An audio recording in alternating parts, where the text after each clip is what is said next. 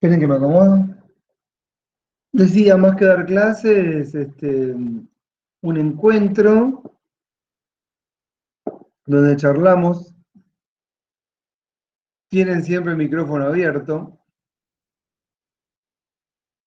Este,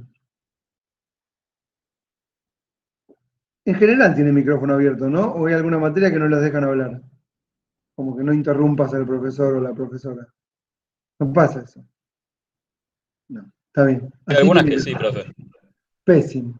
No, pero no quiero hablar de otros profesores que no conozco, pero ustedes charlan igual. Charlan. Y de repente, esto no pasaba, antes pasaba mucho, pero ahora no tenemos aula. Charlan entre dos, ¿viste? Entonces, ¿de qué charlan? Les preguntas. Porque a veces charlan de la materia, pero como no los dejan participar, charlan entre ellos. Y no pasa más ahora, no pueden hablar entre ustedes. ¿No es cierto? Qué tema esto, ¿no? Bueno, así que este encuentro sigue entrando gente. Ahora va a entrar Ramiro Domínguez. Joaquín, mira, viene Joaquín. Qué bien, Joaquín. Vamos a saludar.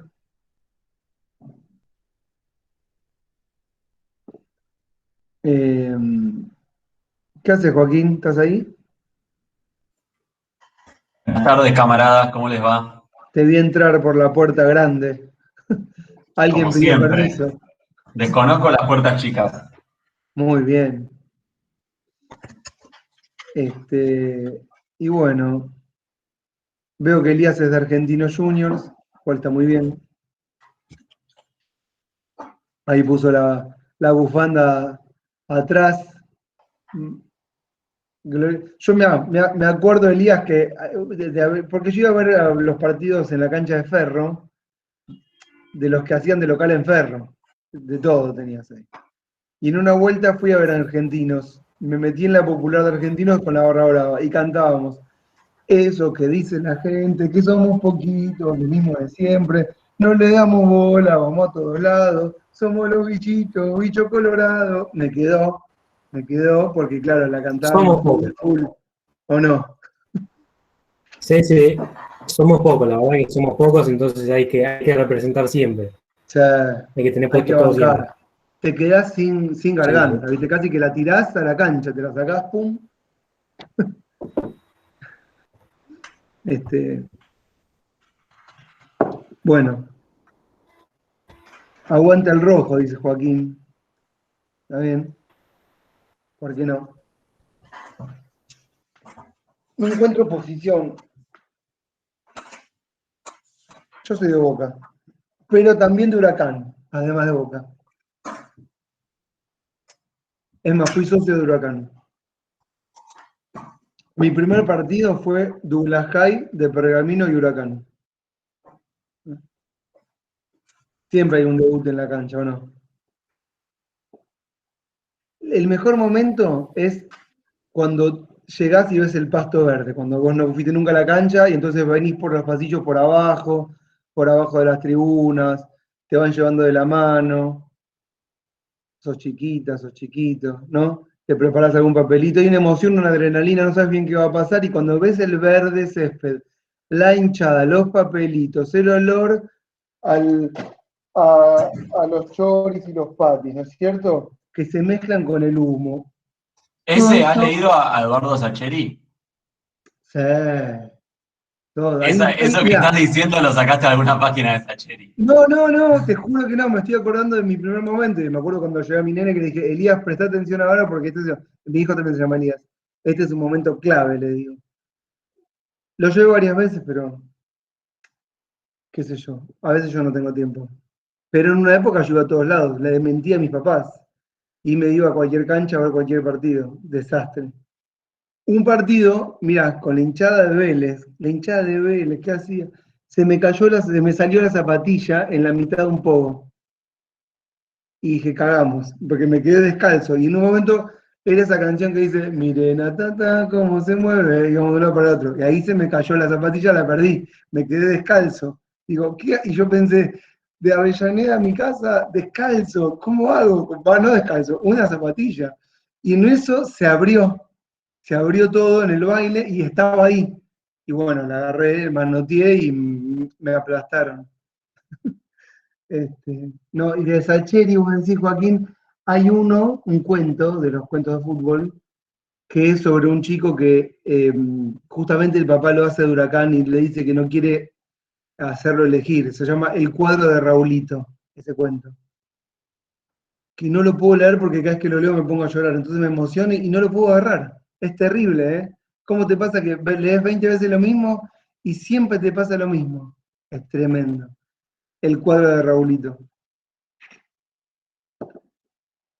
Y el último, Sacheri, también lo leí, muy lindo, ¿lo leyeron? Se llama... ¿Cómo se llama? Lo mucho Papeles que en te el viento, amé. imagino lo leíste. Sí, no, leí todo, yo lo leo desde que yo escuchaba a la tarde a Alejandro Apo, todo con afecto, me encantaba. Me encanta, pues está en Radio Nacional ahora los sábados a las 2 de la tarde para el que quiere. Tenía una introducción en donde en esa época hacía varios tramos, hablaba Cortázar, otros este, novelistas. Bueno, no importa, no sé a qué va eso, pero desde ahí que lo leo. Lo mucho que también es una novela muy linda que retrata cómo se vivía socialmente la época del peronismo, del último peronismo del 55, 53, 54, 55, 56, 57. Está muy bien recreado. Se los recomiendo por si quieren tener como una especie de retrato de época que uno no pudo vivenciar. Es como lo mismo que La Voluntad. ¿Leyeron La Voluntad? No. Pero bueno, si quieren, por ejemplo, más o menos saber cómo se respiraba el aire en los 70, tiene 3 tomos. Yo leí el del medio.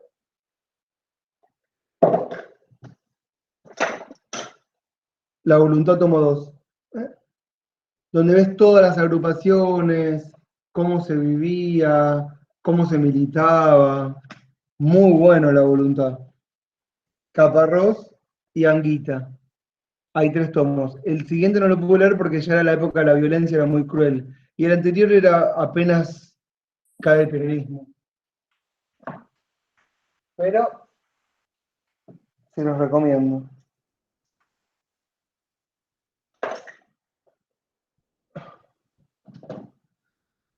Bueno, ¿damos la clase o no? Ah, perdón, que no era una clase, era un encuentro. En este encuentro, que es real y a distancia, pero lo llamamos virtual,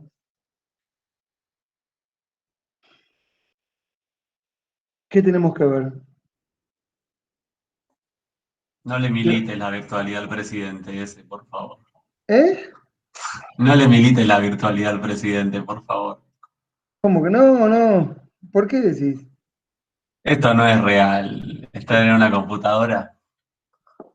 Ok. Yo soy un holograma,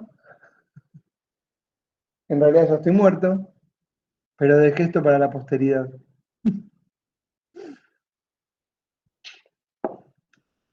No, posta, ¿qué tenemos que ver? Belén me dijo que empezaron Poder Judicial. Me tiró un chat con 2 líneas. Me dijo, recién, ¿eh? Y vimos, me puso artículo 116, 117. Bárbaro. ¿Qué hacemos? ¿Cómo lo encaramos el tema? ¿Hacemos la intro o avanzo desde donde dejó Belén? ¿Caracterizaron el Poder Judicial después de todo lo que venimos viendo o no lo caracterizaron? ¿Dónde lo ubican? En sus cerebros, ¿no? En sus arquetipos, en sus construcciones abstractas. ¿Dónde está el Poder Judicial en la cabeza de cada una? ¿Entienden la pregunta? ¿No? ¿Es difícil? A ver, Bianca dice no, no la entiende, pero no es difícil, el profesor tira Poder Judicial, o alguien, yo voy caminando por la calle y alguien dice Poder Judicial, ¿en qué casillero está? ¿De qué parte del cerebro? ¿En alguna? ¿O es algo abstracto? ¿Es algo que lo ven? ¿Es algo que O sea, ¿a qué aborrecen? lo ¿Es algo que relacionamos, aman? dice? ¿Eh? Decime, Nicolás. Estaba muteado. ¿A qué lo relacionamos, dice? Claro, claro, como qué les viene a la mente, en qué espacio, digamos, de su organización de la realidad pues, lo encuentran, digamos, no sé, sí, lo que les venga a la cabeza.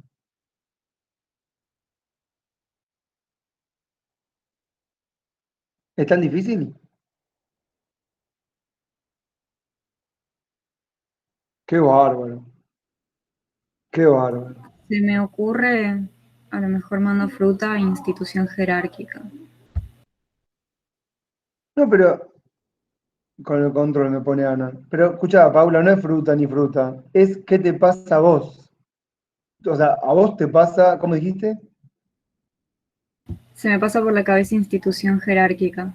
Ah, eso se. Bueno, está bien, se le pasa institución jerárquica. ¿A qué hace referencia con institución jerárquica? Eh, Como que, no sé, o sea, hay diferentes niveles dentro de esa institución. La verdad que yo me asombro del cerebro de cada uno y cada uno. Digo, porque a mí me dicen Poder Judicial y no me, bueno, me pasan muchas cosas ya, pero a priori me lo dicen por primera vez y podría pensar una manga de atorrantes, algo muy importante, algo que está ahí, bueno, es fundamental. Me acuerdo de un juez o una jueza puntualmente, pienso en algún lugar donde yo alguna vez tuve contacto, me acuerdo de alguna hoja donde vi un papel que decía proceso, expediente judicial, algo. O sea, si a vos te viene a la cabeza, ¿cuál te banco? Porque la única que me habló, por lo menos, Gente institución vieja. jerárquica. Este, ¿Qué pasó, Joaquín?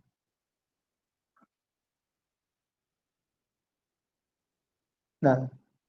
Bueno, entonces solamente a Paula le viene algo a la cabeza y a los demás nada. Algo No, que no mucha gente a- entiende muy bien, me parece, profe. Bueno, ahí me gusta, Juan Cruz, ahí va. Algo que no mucha gente entiende. Al Vos te metés, control. estás adentro de esa gente, Juan Cruz, perdón que no escuché. Sí, si soy honesto, sí. Está bien. ¿Qué más me dijeron? Al control, profe. Al control, sí, eso que me dice Olivia también me lo puso Ana en el chat. Está bien, porque como ya vieron control, decimos Poder Judicial y la asociación es automática. Pero yo les Yo pregunto, decía al control del comportamiento social. ah, al control en el sentido de policía. No, no, no tan así.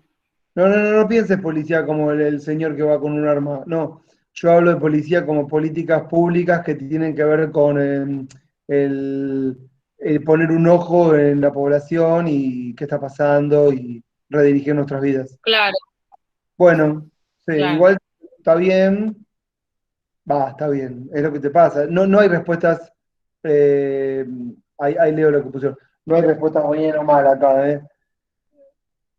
Yo en realidad cuando de eso que vos decís, yo lo asocio directamente no lo asocio al Poder Judicial. Si hay control, si hay disciplinamiento, si hay.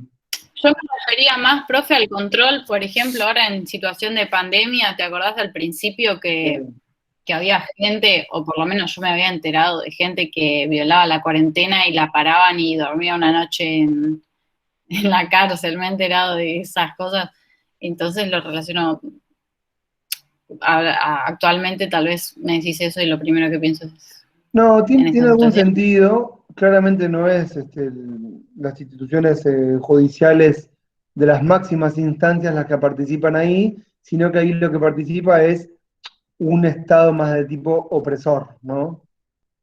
Eh, Claro, puede en ser. sus diferentes facetas y con sus diferentes nombres. Y ahí tenés este, el poder de policía, los ministerios, y en última instancia, por supuesto, siempre está el poder judicial como esa amenaza. Bueno, hay muchas cosas en el chat, a ver. ¿Qué dicen en el chat? A mí se me viene la idea de la interpretación de la ley, dice Bianca. Olivia antes puso en lo racional. No, esto que no entendía la pregunta. A mí me remite siempre un poder alejado de la realidad. Bueno, hay que ver cuán cerca estamos nosotros de la realidad, si ellos están alejados. ¿O será que hay una realidad distinta para cada uno y cada uno? Bueno, Gabriela dice muy bien, Poder Judicial me hace pensar en los jueces. ¿Está bien? Ludmila, yo lo relaciono con la corte y la palabra fallo. Está bueno, está bien ahí.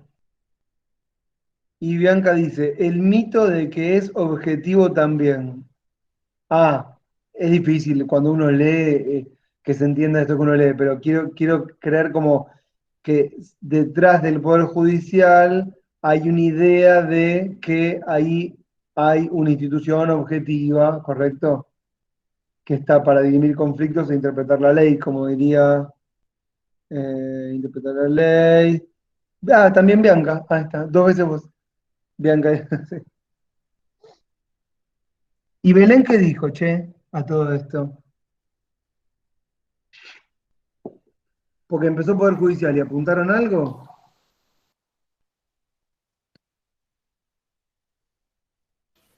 Fue más técnico que otra cosa. Más Fue una técnico. introducción. Ahí tenés, Bianca, la objetividad. Fue más técnico. Ahí está. Tipo, vimos primera instancia, segunda instancia, cámara de apelación, esas cosas, Mm. para introducirnos. Como el monstruo tomó forma. Anda, Pucho. Vimos Este, la Corte como cabeza del Poder Judicial en sí y cómo se desempeña. Paula vuelve a los orígenes de institución jerárquica. Me parece muy bien. Está Las perfecto. competencias de las jurisdicciones federales.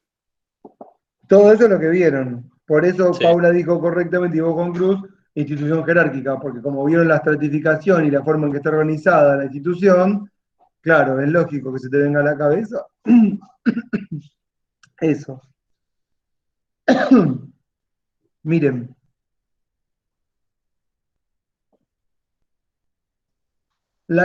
Lo primero que, espérenme, tendríamos que decir tal vez es que tenemos que separar poder judicial de justicia. La justicia es un concepto abstracto. Esperen que no sé qué tragué, no me puedo recuperar. Tal vez me lleve toda la clase a recuperarme. No, mentira. Cerrá la puerta, cerrá. No es lo mismo poder judicial que justicia, ¿correcto? La justicia, en abstracto, es un ideal, es como el amor o la amistad, ¿correcto? ¿Todo bien, Eli? Bueno, perdón, que tengo mi nene que se está yendo.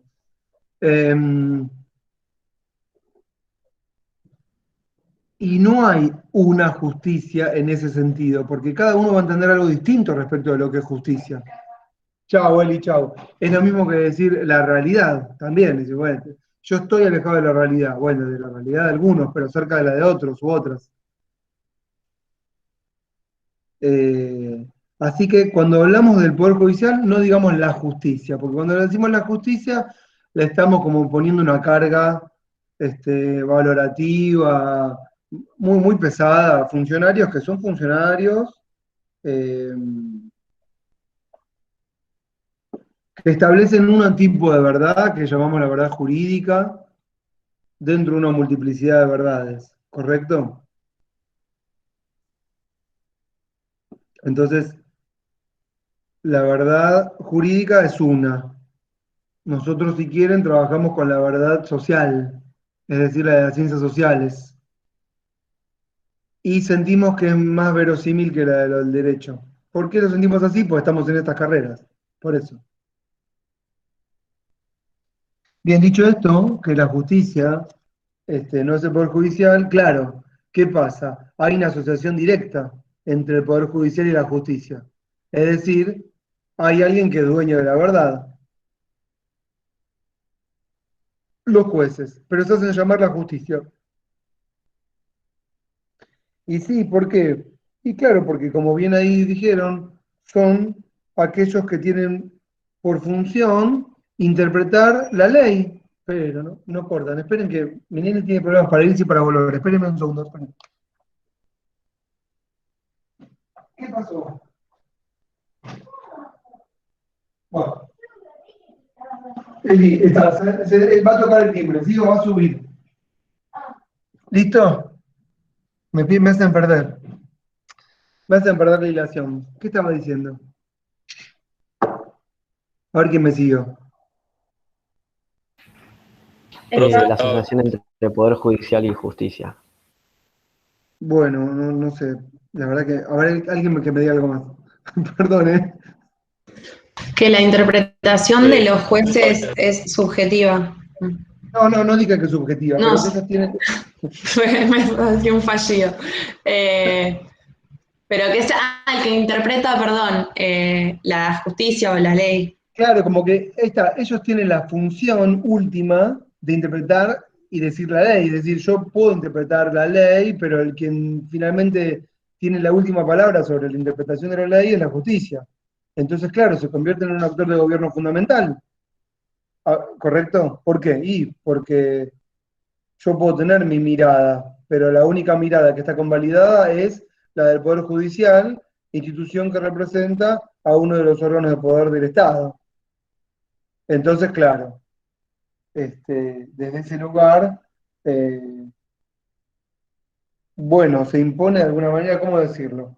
Un orden a partir de una mirada, la mirada que los jueces y los funcionarios judiciales tienen de la ley, de las normas, de los procesos, de a qué hacer atención y a qué no hacer atención, qué es judiciable, qué no es judiciable, qué se puede perseguir, qué hay que subestimar o desdeñar, cuando hay delito, cuando no lo hay.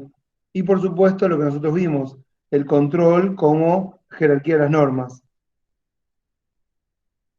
Esperen que leo, me van poniendo cosas. Para diferenciar justicia del Poder Judicial, leo a Joaquín, piensen en conceptos como justicia pero por mano propia o justicia divina. Bueno, está bueno eso, porque son otras categorizaciones que hacemos de la justicia, pero en un Estado de Derecho no habría ni justicia divina ni justicia privada o particular, la que llamamos vagamente por mano propia. Un poco de ahí también viene esta idea de Weber, ¿no? Cuando Weber explicaba cómo se forma el Estado moderno. Y una de las características fundamentales, ¿cuál es? La de desapropiar de los medios de gobierno aquellos que se gobernaban por sí mismos. Por ejemplo, yo tengo que cuidar mi propiedad, ¿cómo lo hago? Y con mi propio ejército, con mis armas, con mis manos, con lo que tenga a mano.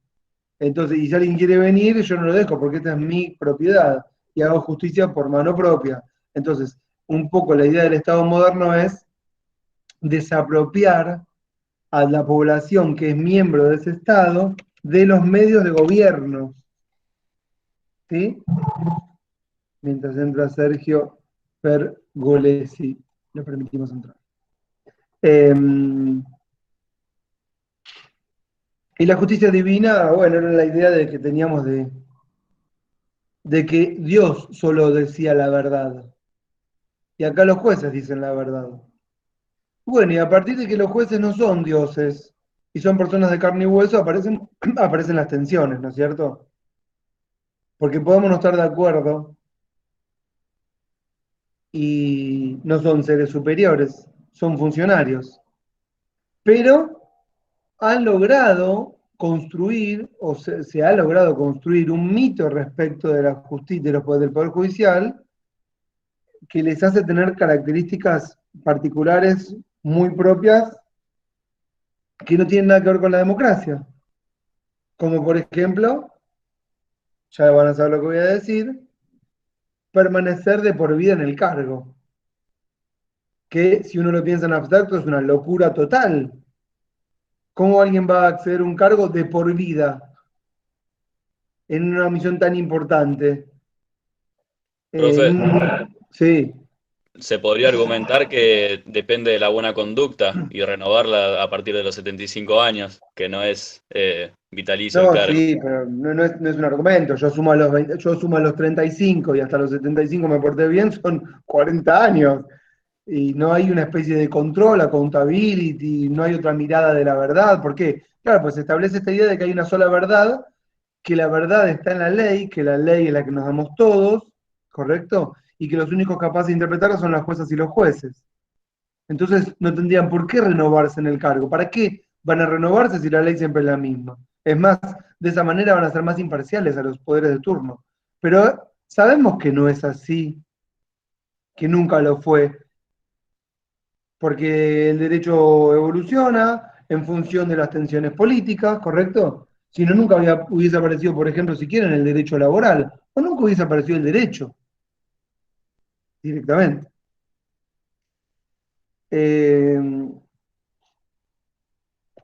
Bueno, hay un mito respecto al Poder Judicial, que es todo esto, ¿no es cierto? De que es una institución de las más importantes, que es impoluta, que son imparciales, que nadie los debe molestar, que son objetivos, son los dueños de la verdad, y por eso tienen que estar de por vida en los cargos. Y también esta idea de que sin justicia no podemos mantener un orden. Ahí es cuando la justicia y la policía es como que se dan la mano. En cuanto a instituciones, la policía, ahora digo, el monopolio de la fuerza física, instituciones que podemos saber a priori que funcionan mal, pero de las cuales no nos imaginamos vivir sin ellas. ¿Eh? ¿Alguien se imagina vivir sin policía o sin justicia? Y sabemos que hay círculos de corrupción que se generan o de delincuencia que se generan en torno de la fuerza pública o en torno también del Poder Judicial, porque claramente estamos hablando de cuestiones políticas, ¿no es cierto? Y además, y aunque no hubiese corrupción, hay diferentes miradas, ¿sí? Pareceres, realidades. Pero uno tiende a pensar que sin esas instituciones, mal o bien, habría un estado de anarquía. Digamos que si uno tiene que pensar el Poder Judicial, ¿cuál es su rol principal? Y tiene que ser, sería, podríamos pensarlo, el de mantener, aunque no fuese real, sino virtual o virtual real, no sé cómo llamarlo, una especie de orden. Un orden en el que todos sabemos que hay algo más que nos va a castigar si hacemos las cosas no como corresponde. Y aunque sabemos que puede funcionar mal, que de hecho así sea, que sea injusto, que es el colmo de los colmos, que la justicia sea injusta, o que la policía haga detenciones arbitrarias cuando en realidad está para protegernos. Nadie se imagina en un Estado de Derecho vivir sin policía, sin poder judicial. Son los garantes de que se mantenga el orden. Yo sé que si voy al supermercado y me quiero llevar una Coca-Cola y no pagarla, bueno, alguien va a venir y me va a detener y se va a ejercer una especie de opresión sobre mi cuerpo, ¿correcto? Y eso es lo que de alguna manera me detiene, a pesar de que puedo estar, vamos a decir, en vez de agarrar una coca, agarrarme un pedazo de queso porque me estoy muriendo de hambre. Y no lo voy a hacer. ¿Y qué es lo que me detiene si me estoy muriendo de hambre? Bueno, hay algo que está operando sobre los cuerpos, ¿correcto? No vamos a decir que es que la justicia está operando sobre los cuerpos, pero sabemos que en un Estado de Derecho hay un orden establecido en el que la consecuencia máxima de no obedecer es tener que vérselas con esas instituciones con las que uno no se las quiere ver. Nadie quiere participar de un proceso judicial, nadie quiere tener nada que ver con la fuerza del orden. ¿Digo bien o mal? Salvo que uno trabaje para la fuerza del orden, pero no es lo mismo, no es lo mismo, es un trabajo. Lo mismo que el juez. Estoy trabajando, pero voy a su casa, pero ni el policía quiere verse involucrado en un hecho delictivo, ni el juez en un hecho judicial.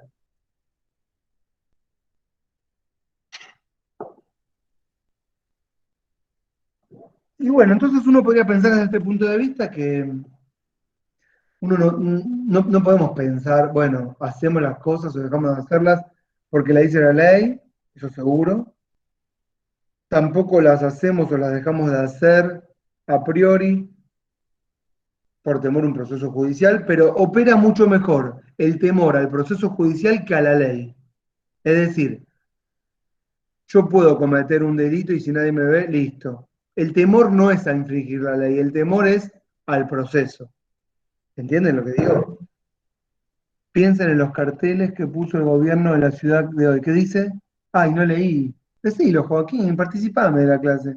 Bueno, Participo, pero no te quería interrumpir. no, dale, habla, dale. Puso unos carteles que me tienen sumamente enojado, donde, bueno, nada, sientan un par de reglas que ya las deberíamos tener más que claras, que el tapabocas va por encima de la nariz, que el alcohol en gel, cosas que ya sabemos, pero hay una parte que es insta a los vecinos y a los porteros a denunciar al 911 a otros vecinos que estén haciendo alguna reunión social en su casa. Y digo, y ahí se van mezclando un montón de elementos que tienen que tener en cuenta, no solamente para el parcial o para la última unidad de la materia, sino para entender el derecho como ejercicio de poder, ¿no? Y cómo se ejercita el cumplimiento de derecho. ¿Qué rol juega el miedo? ¿Qué rol juega la amenaza? ¿Qué rol juega la sensación de estar observado? De que el de al lado puede ser tu enemigo y te puede mandar en cana. Piense que si la del quinto B está enojada con vos porque tu perro le hizo caca en la puerta, mañana te puede llamar al 911 y te puede generar un mal momento, que te hagan una contravención. Lógico, es como una especie de estado de vigilancia entre todos, en donde el rol principal lo tiene el Poder Judicial, que está ahí operando, ¿viste? Ojo que te llega el Poder Judicial. En realidad todo el Estado uno podría pensar que o está para garantizar derechos o es también opresor sobre los cuerpos. Y cuando Joaquín habla de la unidad 8, me imagino que habla de la unidad que tiene que ver con la biopolítica, que es comprender de alguna manera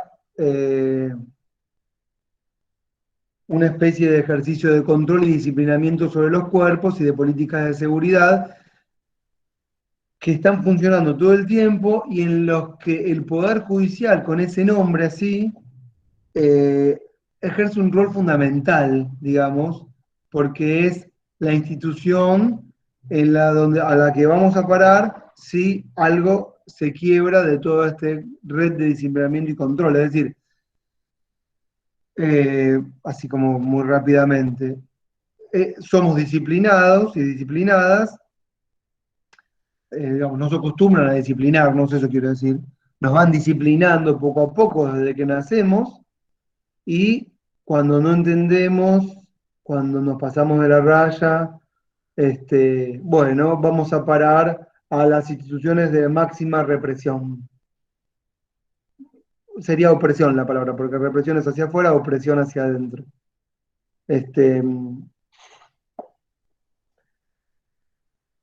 Así que bueno, básicamente yo lo que podría decir del Poder Judicial, diciendo todas estas cosas que estamos diciendo, es que podemos pensarlo como garante del Estado de Derecho. No, eso no significa que estemos de acuerdo con este Estado de Derecho, pero si hay un Estado de Derecho y hay una ley, nos guste o no, hayamos participado en su creación o no, nos parezca que es una ley que nos ampara o no, si hay un Estado de Derecho en el que hay un derecho que gobierna, el Poder Judicial, sus instituciones, su funcionamiento, son la garantía de que ese derecho esté vigente.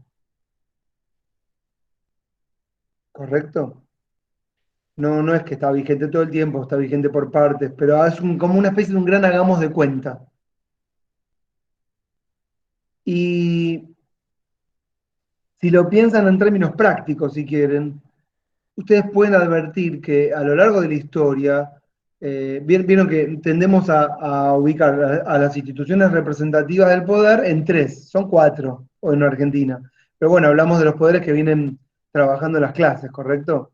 Entonces uno ubica rápidamente el presidente, a las cámaras del Congreso, sus diferentes organismos descentralizados, y el Ministerio Público, y por supuesto ahí aparece el Poder Judicial con sus ramificaciones, como estuvo explicando Belén. Y si uno entonces decía, lo piensa en la historia político-social, bueno, tenemos muchos periodos en los que no hay presidente, eso no significa que no haya gobierno, ¿correcto? Pero tenemos poderes de facto, o un presidente no legitimado popularmente, Podemos tener el Congreso cerrado, el Congreso de vacaciones, el Congreso en receso por la pandemia, el Congreso clausurado porque no hay sufragio, ¿correcto? Pero lo que nunca dejamos de tener desde que somos país, ¿qué es? A ver, lo que nunca dejó de funcionar es el Poder Judicial. Siempre funciona el Poder Judicial. ¿Correcto? Siempre funciona el Poder Judicial. Si el Poder Judicial no funciona, aparece también la idea de que no podemos o que no tenemos lugar de amparo para resarcir, convalidar, amparar nuestros derechos subjetivos lesionados. Soy violentada, ¿no? De alguna manera, en un hurto, en un robo, en un contrato laboral, comercial, en una separación, en una convivencia, una medianera, el conflicto que ustedes imaginen. Y si uno sabe que no hay una forma de resolverlo en el mano a mano, no hay un acuerdo, no hay una mediación, uno sabe que tiene como instancia final un poder judicial que está funcionando. Podemos pensar que no va a funcionar, que es costoso, que no voy a llegar, todas esas cosas que nosotros como cientistas sociales podemos saber. Pero sabemos que está ahí, que es la garantía de alguna manera de que las partes se tienen que poner de acuerdo, porque si no vamos a terminar ahí. Entonces, uno sabe que ahí puede terminar reparando aquello que se lesionó. Y es ahí, en ese pequeño acto particular de cada uno y cada uno, en donde encuentra, en ese reparo,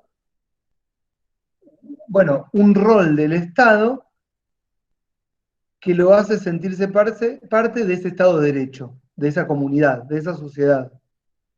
Y cuando eso no pasa, cuando no vemos en la justicia reparados nuestros derechos subjetivos lesionados, es el momento en que empezamos a descreer de la norma, que aparece la anomia, para que se entienda bien, que queremos mandar toda la mierda, que no nos importa nada, y eso se traduce en acciones. Acciones como voy a tirar piedras, voy a ir a manifestar a la calle, me quiero ir del país, no creo más en nada.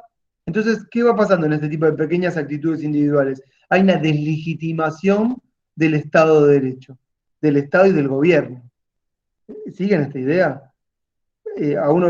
Ustedes pueden pasar, si pasan por una situación traumática, les va a pasar, me quiero ir, no quiero vivir nunca más acá, no, o bueno, o si no tengo la posibilidad de irme, quiero destruir todo. Y te pasa cuando tenés hambre, te pasa cuando te pasa cuando te pasan cosas feas en cuanto a los derechos que tenemos como personas. Y que no estamos acostumbrados a padecer. Porque mucha gente padece muchos sufrimientos, pero se acostumbra. Muchísima. Mucha más de la que creemos, en realidad. Un ejemplo perfecto, por ejemplo, dije 2 veces ejemplo, 3 con esta, es el periodo, digamos, de la crisis 2001-2002, en donde es algo muy sencillo, veníamos de muchos sufrimientos, una etapa neoliberal, muchos padecimientos, y a todos esos padecimientos, a ese todo grupo de gente que iba descreyendo y no encontraba respuestas, no encontraba respuestas en el Congreso, no encontraba respuestas en el Ejecutivo, tampoco encontraba respuestas en el Poder Judicial, se le sumó al estallido una cantidad de personas muy importante que, bueno, directamente les especificaron o les dijeron que no podían retirar el dinero, que fue como, bueno, lo último, no a todos, porque la mitad de la población tal vez no tenía ni que retirar. Bueno, pero vieron que a veces hay una minoría intensa que se hace sentir más que una mayoría que se hace oír menos, ¿no es cierto? O que no tiene la posibilidad de hacerse oír. Todo eso coincidió en el 2001. Ahora voy con esa pregunta de Sofía porque, espera, tengo que pensar. Todo eso se condensó en el 2001. La gente que tenía había mucha gente que quería mandar toda la mierda hacía mucho tiempo antes, vamos a decirlo, ¿no? Pero la gente que tenía el dinero y le dijeron, no puedes retirarlo, ahí está la novela de Sacheri, justo que hablamos de Sacheri, La noche de Lucina, la pueden leer, para también tener un retrato de época que es la del 2001-2002, está buena. Profe, Sí, vean, les recomiendo Vientos de Agua, que está en Netflix. Vientos de Agua, que está en Netflix y yo no la vi, pero véanla. Es una serie del 2006 con Eduardo Blanco, Claudia Fontán, unos actores españoles, y es dos historias cruzadas. Sí, la vi, es hermosa, dice Noelia, dándome la razón muy bien. Son dos historias cruzadas. Un español que se viene a la Argentina después de la Guerra Civil Española, o en realidad justo cuando estalla la Guerra Civil Española, y la historia de su hijo que en el 2001 se va a España. Y piel de gallina, porque transita de un momento a otro el capítulo del peronismo del 40 a las escenas de acá con el corralito. Y está muy bien hecha. Bueno, muy bueno, ¿eh? Ahí está la recomendación. Bien, Joaquín, muy bueno. Bueno, entonces no sé qué está diciendo, pero em, yo quería decir que con lo que pasó en el 2001, del corralito, sí, me distraje con Sacheri, de ahí veníamos, ya está. Em, claro, la gente dijo, bueno, el último lugar donde yo puedo ir antes de hacer, como vamos a decir, que dijo ahí Joaquín al principio, justicia por mano propia, esa era justicia. Entonces, claro, aparecen el amparo era una institución relativamente nueva, la acción de amparo, y claro, tuvimos una lluvia de amparos, muchos, muchísimos, muchísimos, un montón, en donde se solicitaba a la justicia, al jueza en cuestión, que el banco le devolviera el dinero que tenían ahí, en esa ficción de que eran dólares y eran pesos, y en realidad eran pesos, no eran dólares, pero teníamos lo que llamaba la ley de convertibilidad, no existe más, que te decía, si usted tiene un peso es un dólar, por ley. Es muy bueno, ¿no? Es como decir, bueno, Dios existe, por ley, lo mismo. Usted abre una cuenta y usted tiene dólares. Bárbaro. Era vivir una ficción. Usted ahora lo podemos advertir, pero en ese momento estábamos muy metidos, como en la época medieval estábamos muy metidos con Dios, es lo mismo. No nos dábamos cuenta. Entonces, ¿qué pasó? Claro, lo que pasó es que la justicia, los funcionarios decían, bueno, sí o no, que el banco te devuelva, el del banco le decía, no, no le digas que está la plata, bueno, entonces la acción de amparo va, no va. La gente no veía resarcidos sus padecimientos en el Poder Judicial. Entonces, ¿qué pasó? Y empezaron a pedir que se vayan los jueces. Y empezaron a hacerse asambleas. ¿Qué significa hacer asambleas? Bueno, hacer una asamblea es un estado revolucionario. Hoy lo pensamos y parece una locura, pero en el 2002 estábamos en un estado asambleario constante. La gente se juntaba en las plazas y decidía cosas, reemplazando al gobierno.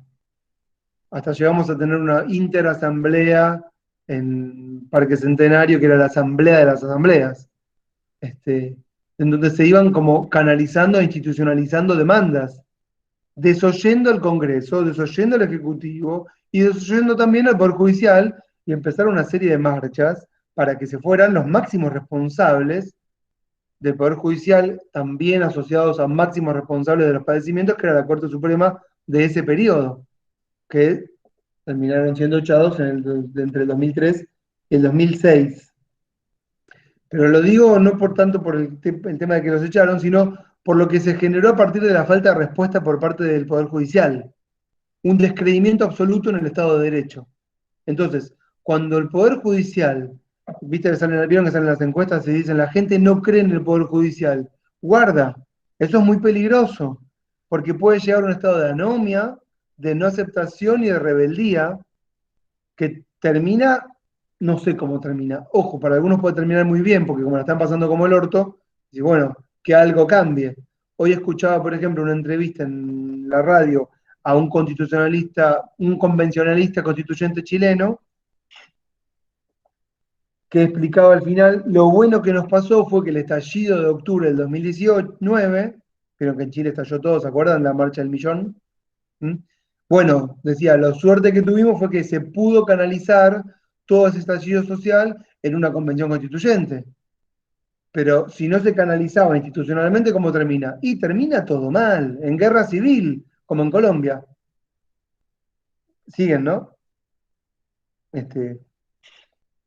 Y acá por suerte también se canalizó de alguna manera. De hecho, todos los movimientos piqueteros que nacen a partir del cierre de fábricas, la primera creo que fue en Cutralcón, en el año 95, fueron constituyéndose hasta los movimientos sociales que son hoy, institucionalmente, ¿no? Es que la sociedad se organiza de alguna manera. La justicia, entonces decimos, vamos a afirmar, es la garantía de la permanencia, la vigencia del orden y el Estado de Derecho. Siempre está funcionando, mismo durante los gobiernos de factos. De hecho, los famosos habeas corpus para pedir por los desaparecidos era que aparezcan y que tengan un proceso legal con las garantías correspondientes. Es decir, que entren al proceso legal, queremos saber dónde están, ¿sí? Y queremos que tener un derecho a defensa y saber qué pasó. Y el Poder Judicial, bueno, son operadores políticos, ¿no es cierto? Los funcionarios, no es la justicia, son operadores. Entonces, bueno, ¿qué pasaba? Claro, lo que pasaba es que había un aparente funcionamiento de todo de un orden jurídico. Vos tenés un cheque rechazado, lo ejecutás, y así todo, pero en la clandestinidad estaban pasando un montón de cosas. De hecho, les voy a mencionar ahora, pero no lo tomen a pie juntillas porque se van a perder, solamente lo tiro como concepto. Esos espacios en donde no hay ley y no hay poder judicial, esos espacios de no ley, son en un concepto de un filósofo que se llama Agamben, no sé si lo escucharon sentir por lo menos de nombre, son espacios que él llama campos. En referencia lo dice al campo de concentración, pero ¿qué es un campo para él? Un espacio donde se ejerce el poder en estado de excepción. Y donde no hay ley, significa que no hay ley ni para el que manda ni para el que obedece. Esos lugares, esos espacios, digamos, de no ley, de campo, él dice, es el dispositivo de la biopolítica moderna. No todos estamos charlando acá, solamente lo tiro el que lo agarró bien y el que no le importa, que podemos ver que pasa en muchísimas partes del mundo, la mayoría de los países del mundo, ¿no? En donde en realidad vivimos en un constante estado de excepción. Bien. Gracias, Joaquín. Yo muy bien ahí. Sí. Perdón, ¿cuál sería un ejemplo de esto, de un lugar en estado de excepción, digamos, de un campo? Cualquier país hoy. Claro, todo es campo si lo pensás. Todos estos espacios de no ley y de sometimiento, porque, viste, cuando decís, se cometen abusos que no son denunciados. Simple, no hace falta que el campo sea un lugar abierto donde secuestran y no pasa nada. Se cometen abusos sobre los que nadie puede hacer nada, no hay denuncias, ¿correcto? No hay ley. ¿Viste la canción de Serú Girán que dice, la de Alicia? No busques que hay detrás de las cortinas, no tendrás poder, ni abogados, ni testigos. Eso es campo, Pero entonces pueden correr paralelamente, tipo en un mismo lugar geográfico, digamos, hay campos, tanto como lugares reglamentados por ley, digamos. Lo más paradigmático de esto es la ESMA. Claro. ¿Correcto? La gente pasa, ahora voy al supermercado, tranquilo, y al lado, ¿qué tenés? Y al lado tenés gente que está siendo torturada, picañada, y hay un tipo que entra y sale como si nada, que va a trabajar de eso, y la gente que pasa al lado con total normalidad como si no pasara nada. Pero todos los lugares donde no hay ley es campo. Parece campo como si fuese el campo abierto, pero bueno, un campo es un lugar donde se ejerce el poder en estado de excepción, donde no opera la ley. Todos los conurbanos del mundo. Sí. Me parece una buena oportunidad, pero te lo pregunto en realidad a ver qué te parece a vos, como profesor, si podemos darles la película La Historia Oficial para que vean que está tanto en Netflix como en YouTube para trabajar el Poder Judicial en este sentido. Pero por supuesto. Acá tenemos a Joaquín, el recomendador, que está recomendando sí, muy hoy bien. Hoy estoy tipo columnista de La Nación. No, pero está buenísimo porque yo voy hablando viste, uno va hablando y vos tenés un coequiper que se le van ocurriendo cosas que le van aportando un montón a la clase, le van cambiando la dinámica. No es que tengo algo preparado para dar, así que está espectacular. La historia oficial la pueden ver, ahí la tuiteó, iba a decir. La chateó, sería el lugar, en el chat del Meet. Y ahí va a pasar el link. Muy bien. Y Profe, también, una sí, pregunta más puedo hacer antes de sí, seguir. pregunta lo que quieres. Cuando te referís a esto de que podemos pensar en que el Poder Judicial es como el garante del Estado de Derecho, a fin de cuentas, lo que sería en realidad, yo entiendo que es lo que le da legitimidad al Estado de Derecho quizás, pero lo que es realmente el garante no es como la parte coercitiva, por así decirlo, el brazo armado, llamarlo de cierta forma, porque no sé cuánta gente en sí haría caso a lo que dice el Poder Judicial si no tuviera este colchón o esta posibilidad de poder dar una pena o de hacerte como que haya una consecuencia.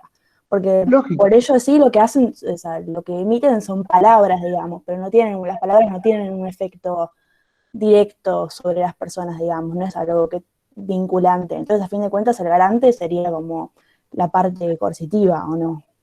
Mirá, la policía está a disposición del Poder Judicial. Entonces no son solo palabras, las palabras son actos. ¿Eh? Entonces un fallo es establecer el derecho último, es verdad para las partes.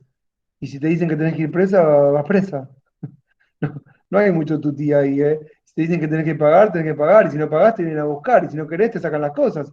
Y si te oponés, llega la fuerza pública y te dice, venimos a embargar, me llevo lo que tiene. Entran y se llevan algo. No son simples palabras.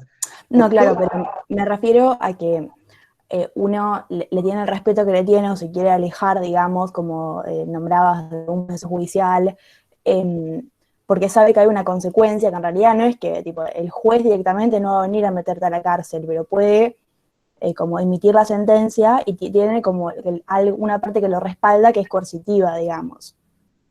Pero no es, o sea, son como dos cosas distintas, ¿o no? No, pero espera. Tiene una parte que ay, se te cortó igual el audio, pero igual te había Si no escribo interrumpido. por el chat. No, ya te entendí. Pero vos tenés que pensar que los funcionarios judiciales trabajan con la policía, con los fiscales, en conjunto. Yo por eso los mencioné como no podemos vivir sin poder judicial ni policía, porque en realidad trabajan en conjunto. Bien. El juez y el comisario van Sí, de la mano. son codependientes, digamos. Sí, directamente. De hecho, la policía no puede funcionar si no es con órdenes judiciales. Que después se cometan abusos es otro tema. Hay abusos de derecho y abusos, digamos, de hecho. Las dos cosas. Bien. Bueno, gracias, profe. No, de igual todo lo que dijiste está bien en el tema de la coerción final, así opera. No, la pregunta igual se ha entendido como si el poder judicial era como lo que legitimaba, digamos, también después ese uso de la fuerza. Legitima el uso de la fuerza, claramente. Claro. Eso. De hecho, cuando yo me acuerdo cuando fueron a reprimir a los trabajadores en PepsiCo, ¿ya lo hablé esto? Cada 2 por 3 lo cuento. No. Bueno, igual, no sé si meterlo acá. La síntesis máxima de esto fueron los edictos policiales. Ah, sí, los edictos eran directamente de la policía hacía la ley. Sí. Hay alguien me preguntó, no me quiero perder de esa pregunta, pero no tengo idea. Profe, Sofía. Entonces el Poder Judicial tiene un ideal propio bueno, justicia, quisiste poner ahí. Yo no te puedo decir que el Poder Judicial tenga un ideal de justicia porque no hay una persona que se llama José Poder Judicial. El Poder Judicial es un conjunto de instituciones compuestas por un conjunto de personas que no se conocen entre sí, que vienen de diferentes lugares, que tienen diferentes ideas y que se entremezclan. Y encima no hay una escuela del Poder Judicial que podría haberla. Decime, Sofía. Pero no se rigen como con una idea, con un patrón cultural. Bueno, pero vos me lo preguntás como si hay una ley que indique esto, o me lo estás preguntando sociológicamente. No, sociológicamente. Y yo no tengo la respuesta tiene que ser de sociología del Poder Judicial. Tenés los que te hablan de la familia judicial, de la procedencia del Poder Judicial, del monopolio de los abogados de esta institución, de qué se enseñan las facultades. Por supuesto que vas a encontrar un patrón, pero yo no te puedo dar la respuesta. Claramente que tengo inferencias, pero mismo hoy en la actualidad, y ahí mira, esto que me decís me lleva al otro tema que les quería mencionar. Hoy en el Poder Judicial no hay un poder. Cuando yo digo Poder Judicial es todo ese engranaje de instituciones. Hay un montón de jueces y juezas, ¿sí?, diseminados a lo largo y ancho del país, que se han reagrupado en función de ideologías, o ideas, o percepciones que tienen de la justicia, o de lo que vos decís, el ideal de justicia. Tenemos jueces, no sé, por ejemplo, los que se agrupan en Justicia Legítima, es una agrupación de magistrados, que son jueces y juezas, pero que al mismo tiempo se juntan aparte en una institución que es una comunidad de ideas. Y así hay varias instituciones judiciales distintas, en las que se van agrupando los funcionarios judiciales en función de lo que creen debería ser la justicia. Hay una alarma sonando. ¿La escuchan? Hasta que no vaya el dueño del auto. Ahí se fue. Hay un texto que me gustaría que vean, que ahora se los paso por el chat, que se llama Reflexiones teóricas sobre la judicialización, qué palabra, de la política argentina, de un tal Luciano Noceto. ¿Se los paso por chat? Para que lo tengan nomás. Ese es profesor, ¿no? De la UA, puede ser. La verdad que no sé. Quiero creer Sí, que sí. recomendación que cursen con él teoría política contemporánea. Ahí está. ¿Ves? Es una continuación del sigmanato en la concepción de la teoría política. No, si yo ni siquiera lo conozco, pero el texto me encantó. Esperen un toque, espera. Esto fue el año pasado, en septiembre. Sí. Ahí está. Para más fácil.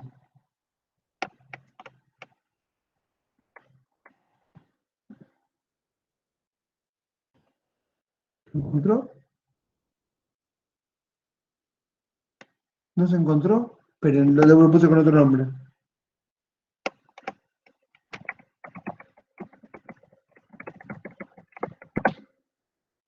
Qué bárbaro, un desastre. ¿Voy de vuelta? Lo busco acá. Sé que está. La legitimación colectiva en su laberinto. ¿Este texto de quién es? No, este es otro. No. Cepis, Rizo, chat. Acá, no, chat. Clase. Capaz en Google está, profe. Sí, seguramente que está. Ah, acá está, mira. No sé, ¿y cómo lo puse que no lo encontró? Sí, lo puse bien. Este texto que está acá, ¿ven? Copiar dirección de enlace, lo pongo en el chat. Y también, también está bueno, Giro Judicial y Legitimidad Pública en la Política Argentina, de Lucas Martín. También se lo pongo en el chat. Son reflexiones teóricas respecto, no tanto del Poder Judicial, pero sí de la judicialización. ¿Está bien? Y bueno, ahí trabaja un tema, Noceto, súper interesante. Ustedes van a ver al principio que el marco teórico claramente es agambeniano. Bueno, menciona a Foucault, menciona a Carl Schmitt, así como. Pero trabaja el tema de la judicialización a partir de qué momento, lo que llamamos la judicialización de la política. Y claramente desde el 83 en adelante. Porque si se quiere, lo que pasó del 83 en adelante es que no resolvemos los conflictos sino a través del Poder Judicial. ¿Entienden? Es decir, en democracia, ¿cómo resolvemos? Resolvemos con el Poder Judicial, porque si no es una guerra civil, armada, es una lucha, digamos, cuerpo a cuerpo. Pero cuando no sabemos cómo resolver, en democracia, la última instancia, más en una democracia joven, vamos a llamarla, que no tiene muchos canales institucionales específicos para resolución de conflictos, todo termina en el Poder Judicial.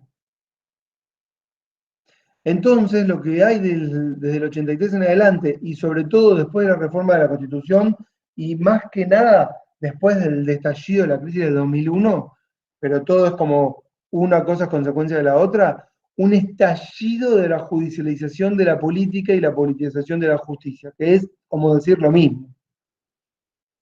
¿Por qué? Porque, claro, encontramos en el Poder Judicial, en esas instancias, en esa vehiculización, formas de canalizar demandas, formas de problematizar debates que no pudimos dar en otros espacios, y al mismo tiempo, entonces, desde el Poder Judicial, es como que los vamos inflando al Poder Judicial, como, ¿por qué los vamos inflando? Y porque acudimos al Poder Judicial para que resuelva, entonces les inflamos el pecho. Ah, si vienen a mí, yo soy el que tiene que decidir. Si lo desconocemos al Poder Judicial y nos resolvemos por nuestra cuenta, es como que lo deslegitimamos. Pero si cada problema que tenemos vamos a la corte, por decir una cosa, así, para que se entienda así como bruto, claro, le inflamos el pecho a la corte. Ah, si vienen a la corte, entonces que la corte tiene que resolver. ¿Quién le da el poder a la corte? Y los que van a la corte a pedirle que la corte resuelva. ¿Comprenden esto que digo, no? Esto fue creciendo cada vez más y vieron que yo creo que les habré explicado cuando hablamos de control todo este mecanismo de vehiculización de demandas a través del Poder Judicial. ¿Correcto? ¿Qué significa vehiculización de demandas? Que cuando tenemos que pedir algo y dejamos una carta en la puerta de mesa de entradas o presentamos un proyecto de ley, a veces puede ser más efectivo o concomitantemente a esa carta o esa protesta o esa acción en los medios, vamos al Poder Judicial a tratar de resarcir, obtener algún tipo de demanda de asistencia, de política pública.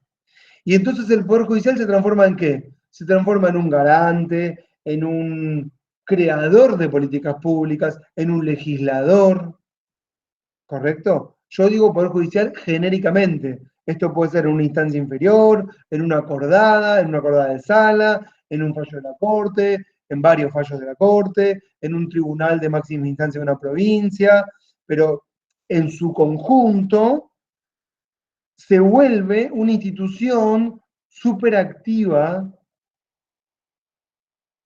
que trabaja a la par de los otros órganos representativos de poder. Una institución a la cual queremos acceder, de la cual queremos ocupar espacios, ¿sí? ¿Qué significa ocupar espacios? Si sos una agrupación X y lográs un cierto grado de representación y de organización política, popular, social, intentás ocupar espacios dentro de la estructura del Poder Judicial. No solamente le pedís al Poder Judicial que el Poder Judicial te dé como si fuese un extraño. No, tratamos de meter a los propios, cualquiera desde la asociación de la que habla, en el Poder Judicial. Si yo soy un sindicato, ¿qué hago? Tratamos de meter gente del sindicato como jueces de trabajo. Si yo soy de la UIA, trato de meter jueces comerciales. ¿Siguen esto que estoy diciendo? Por ejemplo, el juez de Vicentín, de la causa de Vicentín, ya lo hablamos, supongo que lo hablamos al principio, trabajaba para Vicentín. Entonces, el poder, que no sabemos quién es el poder, que va de un lado para el otro, que se transforma, que da vueltas, que opera, va ocupando espacios en todas las instancias donde se toman decisiones. El Poder Judicial es una. Y tratamos, cada uno en su lugar, de obtener, de ocupar, de garantizarse. Por eso es natural la judicialización de la política y la politización de la justicia, y al mismo tiempo por eso es natural que el control de constitucionalidad como expresión del Poder Judicial esté tan activa. Y al mismo tiempo pueden advertir, perdón si estoy yendo muy rápido, ¿por qué es tan difícil regular el control? Porque si se regula el control, se limita el ejercicio de poder. Repito, porque si se regula el control, se limita el ejercicio de poder.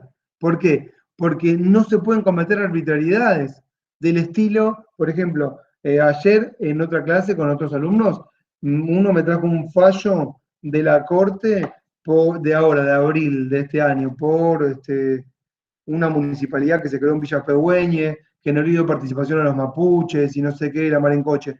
Y el fallo era, la causa era el 2014 y el fallo fue en el 2021. Y tenemos, por ejemplo, que la Corte falló en abstracto, cosa que no puede, una demanda que le llegó en 2 semanas.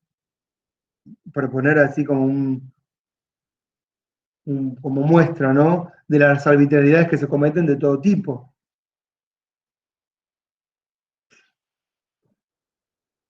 Y ni que hablar de los abogados, las abogadas, las organizaciones de abogados.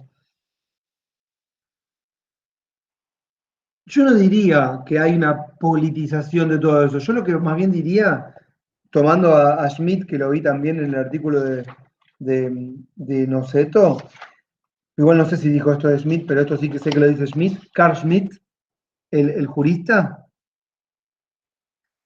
Lo que hay en realidad es,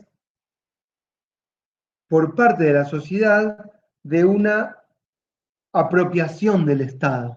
La sociedad politiza todo y lo convierte todo en un tema de Estado. Es decir, si la educación es un tema importante, llevamos la educación al Estado, que somos todos, ¿correcto? Y hablamos de política educativa. No es que el Estado toma la educación, sino que la sociedad politiza el asunto. Si regular el mercado es importante, la sociedad politiza la política económica y hace política económica, y así con política de seguridad, política de medio ambiente, política de género, del cuerpo, de lo que se les ocurra, todo es política.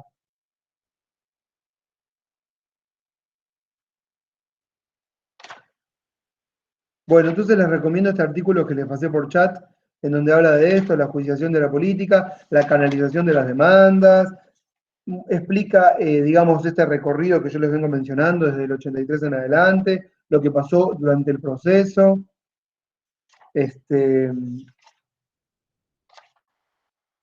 Cita autores que nosotros también trabajamos, cita otros que no trabajamos porque son muy interesantes de leer. No se lo pierdan, se los recomiendo. Y el otro texto, que se llama Giro judicial y legitimidad pública en la política argentina, es cómo a través de la justicia se van legitimando políticas públicas. Por eso es giro judicial. ¿Qué significa giro judicial? Yo ya el título es el segundo link que les dejé. Giro judicial hace referencia al nuevo rol del Poder Judicial, el giro, ¿no? Ustedes, en la época que yo estudié, ni yo era yo, ni los profesores eran lo que eran, y los jueces solo hablaban por sus fallos, y no se les ocurra que hubiese una asociación de magistrados, ni que el magistrado dé una entrevista. No existe. Pero hoy los jueces y las juezas tienen agrupaciones, asesor de imagen, ¿correcto? Encuentros de opinión, el juez que dice, che, la gente no cree en la justicia, estamos preocupados, les preocupa la opinión pública. ¿Desde cuándo les preocupa la opinión pública? Si tampoco tienen que ser votados ni van a elecciones. Pero claro, desde el 83 al 2001 se dio un giro judicial tremendo. Y entonces hay una nueva legitimidad pública de la política argentina a partir del nuevo rol del Poder Judicial.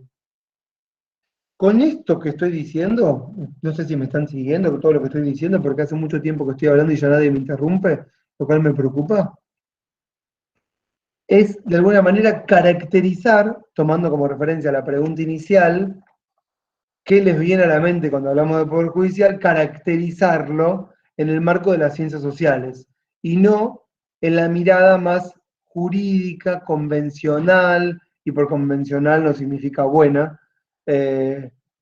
y formalista, que encontramos en los manuales que tampoco nos gusta leer.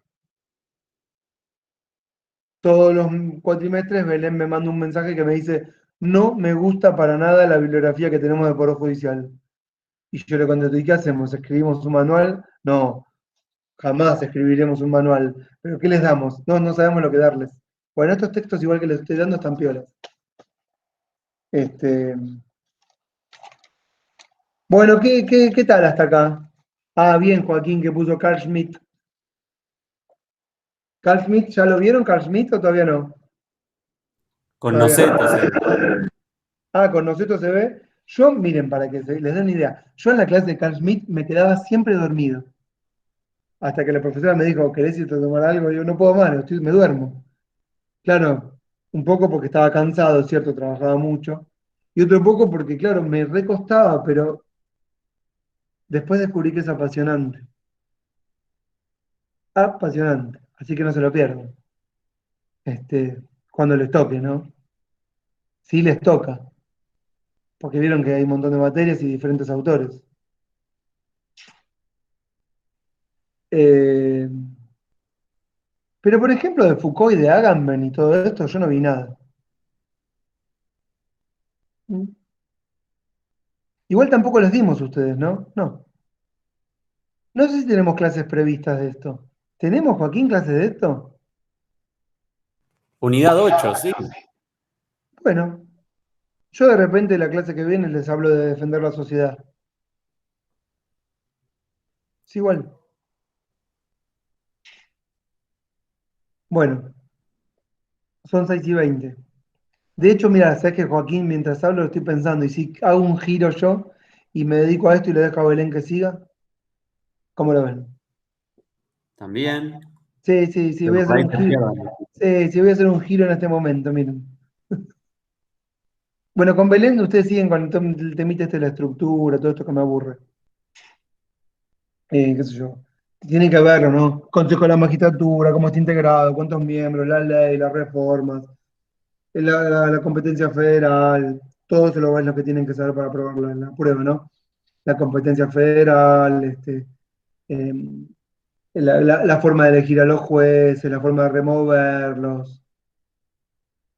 eh. Yo, de hecho, tengo unos cuadros re lindos para este tema. La primer corte, la de 1862, la historia de la corte. Tengo todo esto, pero bueno, se los dejo. Eh, se lo dejo a Belén. Hay un autor que se llama Michel Foucault,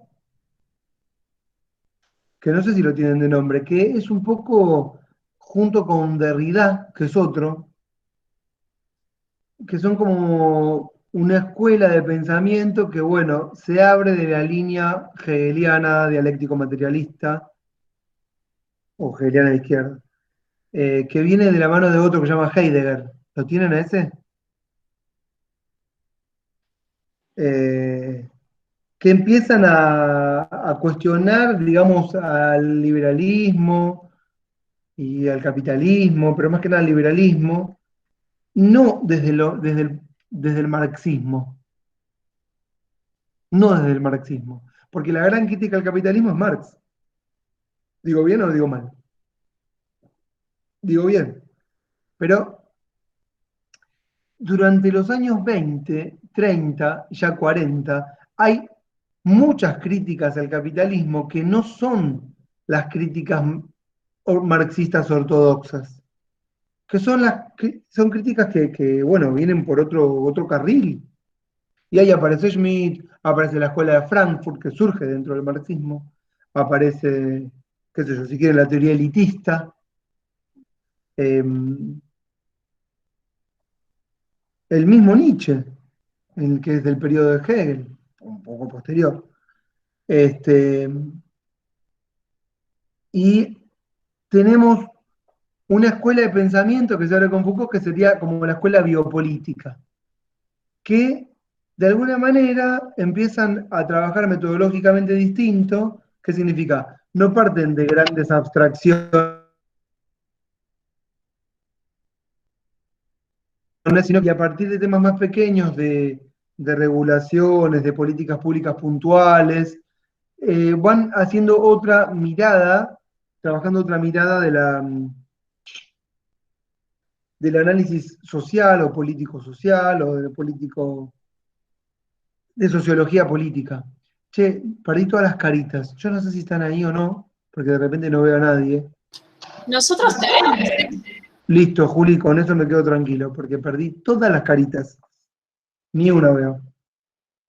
Bueno, y bueno, Foucault tiene un montón de cursos, es conocido por Vigilar y Castigar, en donde trabaja el disciplinamiento y los cambios de los tipos de penas de la época medieval a la época moderna, y que la pena, bueno, y tiene un montón de textos, el nacimiento de la clínica, todos van sobre lo mismo, pero hace no tanto aparecen sus cursos, que son cursos que daba en el año 75, 76, 77, 78 en Francia.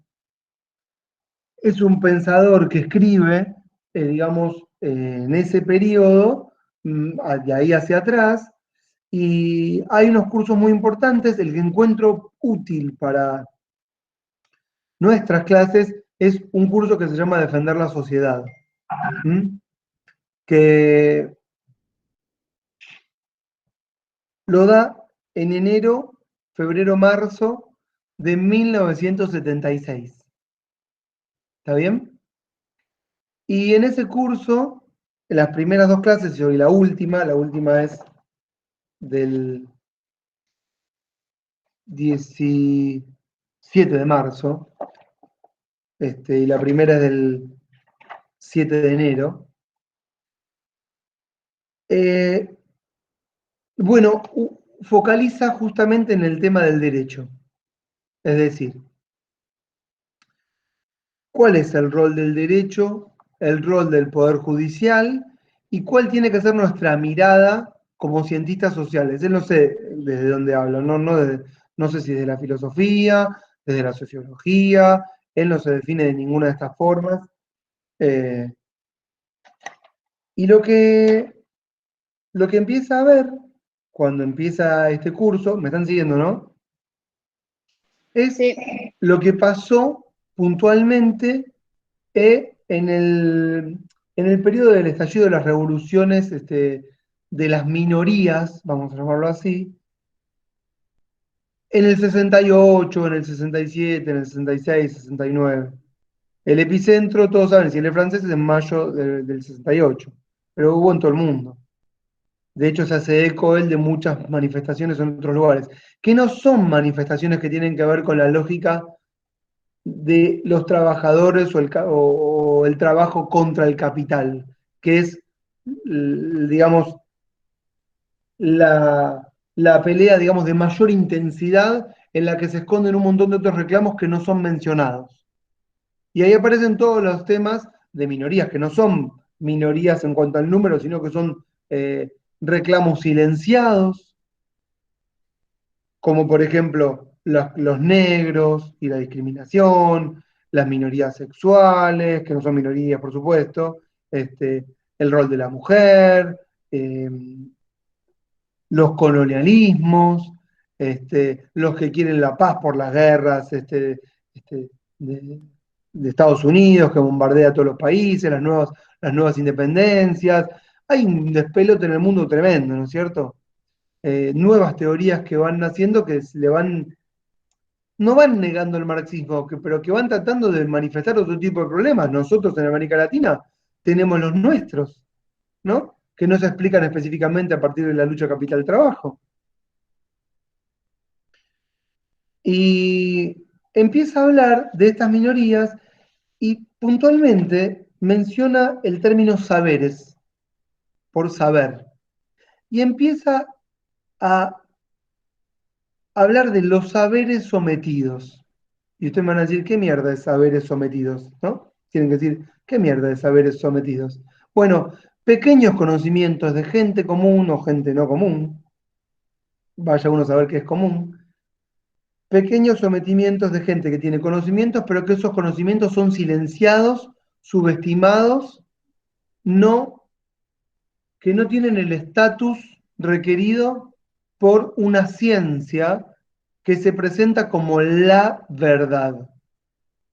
Es decir, que él ve en los 60 una especie de rebelión de saberes. Y ubica, miren lo que vamos a decir ahora, lo estoy acortando porque lo encaré rápido y tenemos media hora.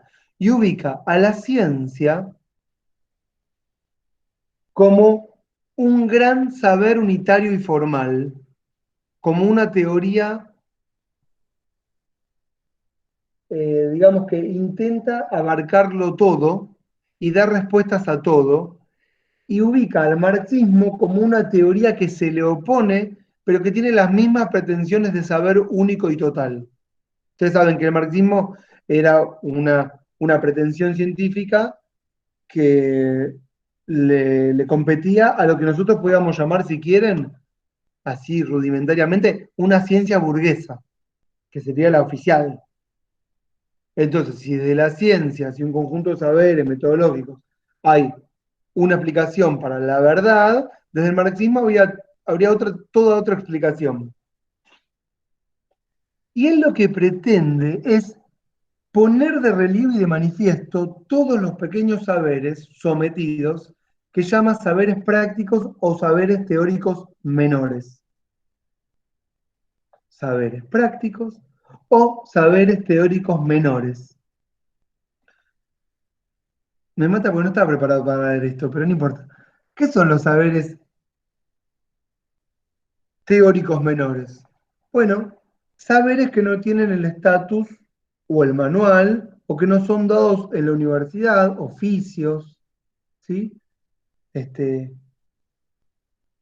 Pero que no son capaces de explicarlo todo, ¿correcto?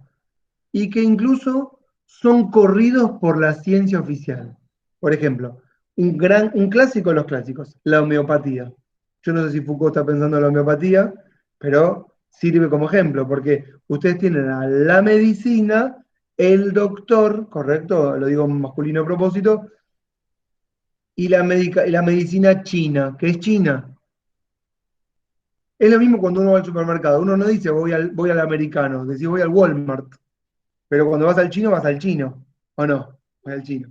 Entonces es lo mismo. Entonces cuando uno dice, ¿fuiste al médico? Y no, bueno, fui un homeópata. Lo decís como así, como titubeando, como pensando, está mal lo que dice, me dio unos liquiditos, pero bueno. No, no seas boludo. Anda a un médico bien. ¿Qué es anda a un médico bien? Bueno, es esto. Es esto, es el médico que escribió en la revista The Lancet, que ahora todos conocemos a la revista The Lancet. Entonces, si vos no escribís en la revista The Lancet, vos no sos parte del mainstream. Si yo escribo una teoría y no la escribo en la revista Argentina de Ciencia Política, no me conoce nadie. Entonces, ¿qué pasaría acá? Hay como dueños de la ciencia, es decir, dueños de la verdad, porque nosotros creemos en la verdad científica. Entonces, si hay dueños de la verdad científica, hay dueños de la verdad y hay algunos que le rivalizan saberes menores. No, pero vos que hiciste homeopatía, vos no sabés nada. Otro saber menor, por ejemplo, el enfermero. ¿Vieron que ahora los enfermeros, vieron que ahora no, hace años que están luchando por tener el estatus de profesional? Pero el enfermero es el enfermero. Y cuando llega el médico, ¿qué hace el enfermero? El enfermero se corre. La enfermera se hace a un lado porque llegó el doctor. ¿Correcto? ¿Y qué significa que llegó el doctor? Que llegó la ciencia. Es como el médico de Gulugú. ¿Vieron? Pero un día llegó el doctor manejando el cuatrimotor. ¿La conocen esa canción?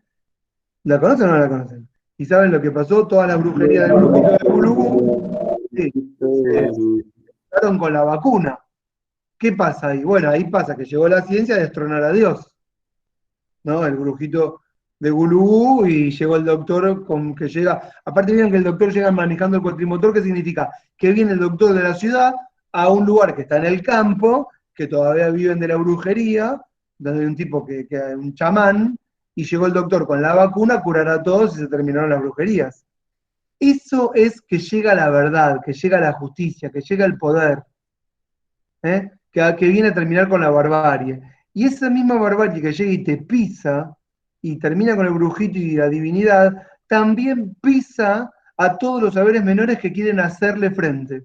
No, ese es un saber menor. La ciencia se expresa en esta revista y en este consejo de sabios que hacen el Congreso todos los años, y si querés pertenecer, tenés que pertenecer en este Congreso y tenés que presentar en este panel. Y vamos a ver si las autoridades te aprueban tu tesis o la consideran poco relevante. Y esto pasa en todas las disciplinas. Vean, por ejemplo, yo un documental hace poquito que vi muy bueno de un arquitecto en Bolivia espectacular, que por supuesto no es arquitecto, nunca estudió, pero que transformó todos los edificios de La Paz. Está bueno porque ahí, justo en ese documental, se los voy a pasar, habla el presidente de la universidad, digamos, de La Paz, y habla un tipo que lo ama, que no es del mainstream. Siempre se va esta misma tensión. ¿Cómo? Cholet, ahí está, ese es el nombre, Cholet, que viene de casa, Chalet, pero él se puso Cholet. Cholet. Busquen Cholet, yo después les paso el link. No tiene desperdicio ese documental, y además la obra del chabón, ¿no? Que por supuesto nunca estudió en ninguna universidad. Y muestra un montón de lo que nosotros podríamos llamar brujerías, cosas que hacen en la obra, a la gente que trabaja en la obra de construcción, que les rezan a sus dioses y hacen una fogatita. Bueno, todos estos son saberes menores. Sí, decía el del enfermero, que el mejor ejemplo se ve en la película de Ben Stiller, La familia de mi novia. ¿Quién la vio esa? ¿Nadie la vio? Ya estoy viejo, ¿no? Bueno, si nadie la vio ni lo menciono. Aparte, una cosa. Perdón, interrumpí una alumna. No, voy a No, hablar. yo había dicho que la vi nada más. No, que aparte si quieren agregarle la perspectiva de género, piensen que no es casual que el doctor sea el doctor y la enfermera sea la enfermera. Digo, Obvio, como por de- eso dije a propósito del doctor, ¿no es cierto? Mientras hablaba me puse a buscar Cholet. Acá está. Qué grande, ¿no? El internet es increíble. Para copiar dirección de enlace. Y ahí les mando Cholet. 1 hora dura, muy bueno, no se lo pierdan. Sí, no, bueno, si viste Olivia la película, viste entonces la parte en la que Ben Stiller, él es enfermero y le tiene que explicar a Robert De Niro, que vendría a ser una especie de la ciencia, la verdad, el poder y todo junto, que él no quiere ser médico, que él quiere ser enfermero para estar cerca de la gente. Y que no quiso entrar a la universidad, pero entró, pero no quería entrar, porque él quería ser enfermero y tiene que explicarle. Sí, sí. Y bueno, también, profe, la familia de Ben Stiller es re de la homeopatía y la familia de Robert De Niro nada que ver, ahí también se puede ver. Exacto, además que él tenía premios, viste, por el 7º puesto, Sí. como que tenían otros valores.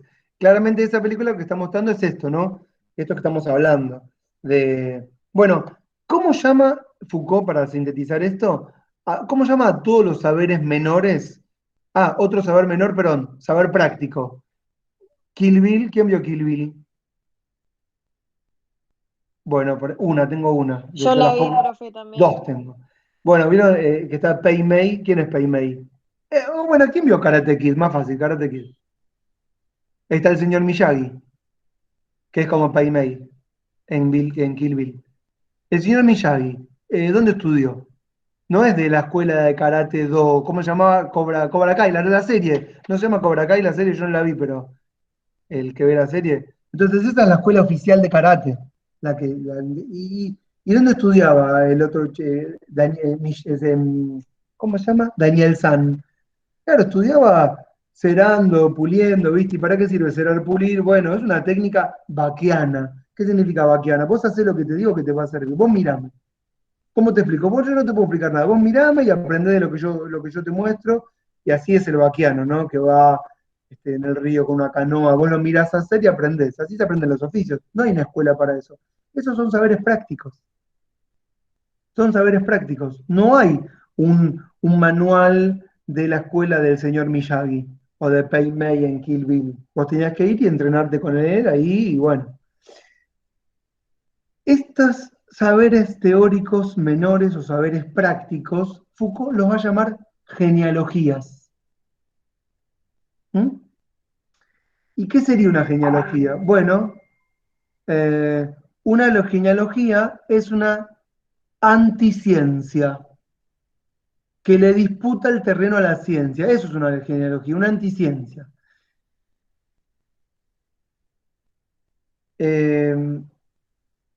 Llamemos, si ustedes quieren, genealogía, estoy leyendo un texto que nunca les pasé, que es el que estoy dando, llamemos, si ustedes quieren, genealogía al acoplamiento, al conjunto superpuesto, de conocimientos eruditos y memorias locales. Esto significa saberes teóricos y prácticos menores.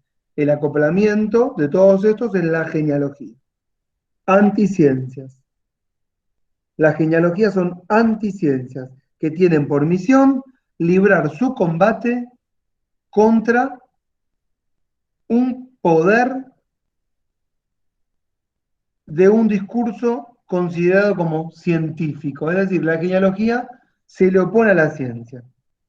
Sintetizo, sigo, avanzo. Dice Foucault, bueno, la clase es mucho más larga, estoy sintetizando todo. Podría estar horas y horas. Que este conocimiento total, que es la ciencia, que establece su metodología y su verdad, tiene un momento iniciático en los juristas filósofos del siglo XVIII. ¿Eh? ¿Quiénes son? Los contractualistas. Los contractualistas son, de alguna manera, los que dentro del conjunto de conocimientos tienen el conocimiento inicial que fundamenta el resto de los conocimientos. Y él dice que sería algo así como los que elaboran la teoría jurídica y liberal del poder político. Salvo, mira lo que voy a decir, salvo Juli Marino, no veo ninguna carita. Son la única Juli que estoy viendo. No, y ahora veo a Bianca, dos. Ah, ya te volvió Romina. No sé qué pasa con las caritas que se van y vienen. Debe ser Debe ser por el internet. la internet de mierda, ¿no es cierto? ¿Quién es el dueño del internet? Tienen podrido.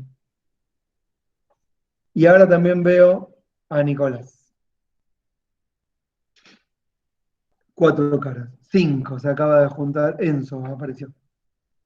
Bueno, ¿quién es Enzo? Porque sos mujer, Enzo. Salvo que. No veo bien. Aparte, aunque vea bien, tampoco podemos identificar ahora por Soy género. Milagros, profe. Ah, Milagros, porque yo tengo que preguntar, ¿cómo te autopercibís? A ver, se pregunta, sí. ¿Cómo se auto, no? No, pasa que no es mío el Meet. Está bien, no pasa nada. Te robaste un Meet, Milagros. Bueno, vamos a hacer una cosa piola, piolísima. ¿Cuál es la cosa piola que vamos a hacer? Vamos a hacer. Ah, está. Miren lo que voy a hacer. ¿Me esperan? No, me esperan, no, me miran, porque esto que me miran, ¿saben para qué significa? ¿Vieron que cuando te aburrís esperando sin saber qué hace el otro? Pero si lo miro me entretengo. Un minuto puede ser una pesadilla o puede pasar volando. Pasa volando si miran esto.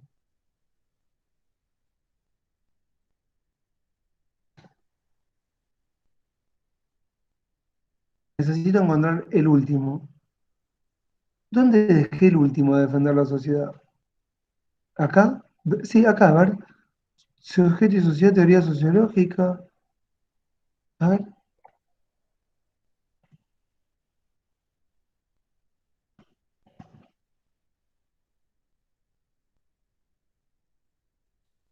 Esperen, ¿eh? No creo que este sea el último. Bueno, no importa. Ah, ya sé a quién le dejé el último. El último es la última versión. Creo que es esta. ¿Están viendo mi pantalla? Sí. Sí, Pi.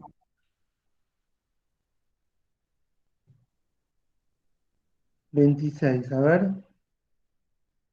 No, no es. Qué lástima. Pero ustedes conocen a... Ah, aquí, espera. ¿Me esperan? Estoy buscando Clausewitz. Ah, sí, sí, está bien, aquí. Acá.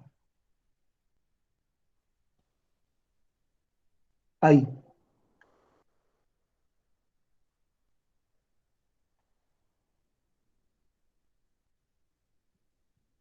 Ahí me quedo con esto.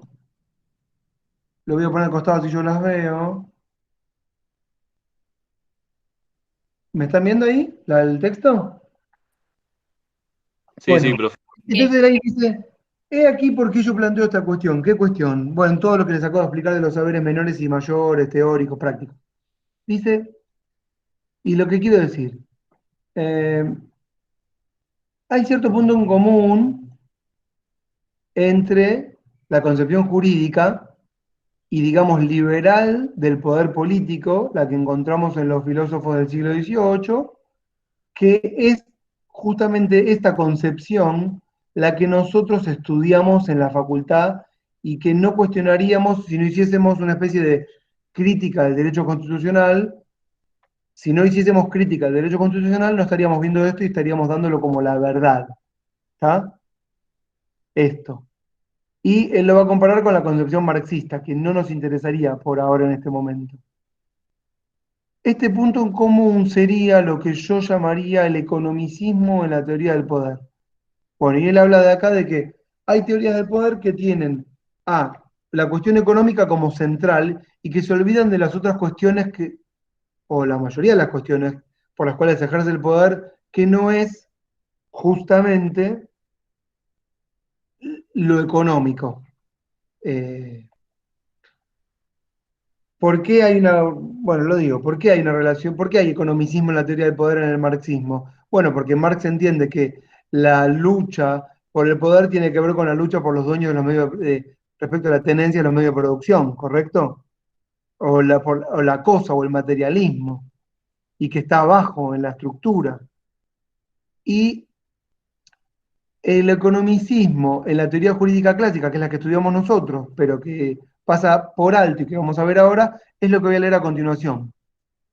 En el caso de la teoría jurídica clásica del poder, la que le da fundamento a nuestra Constitución, el poder es considerado como un derecho que uno posee como un bien.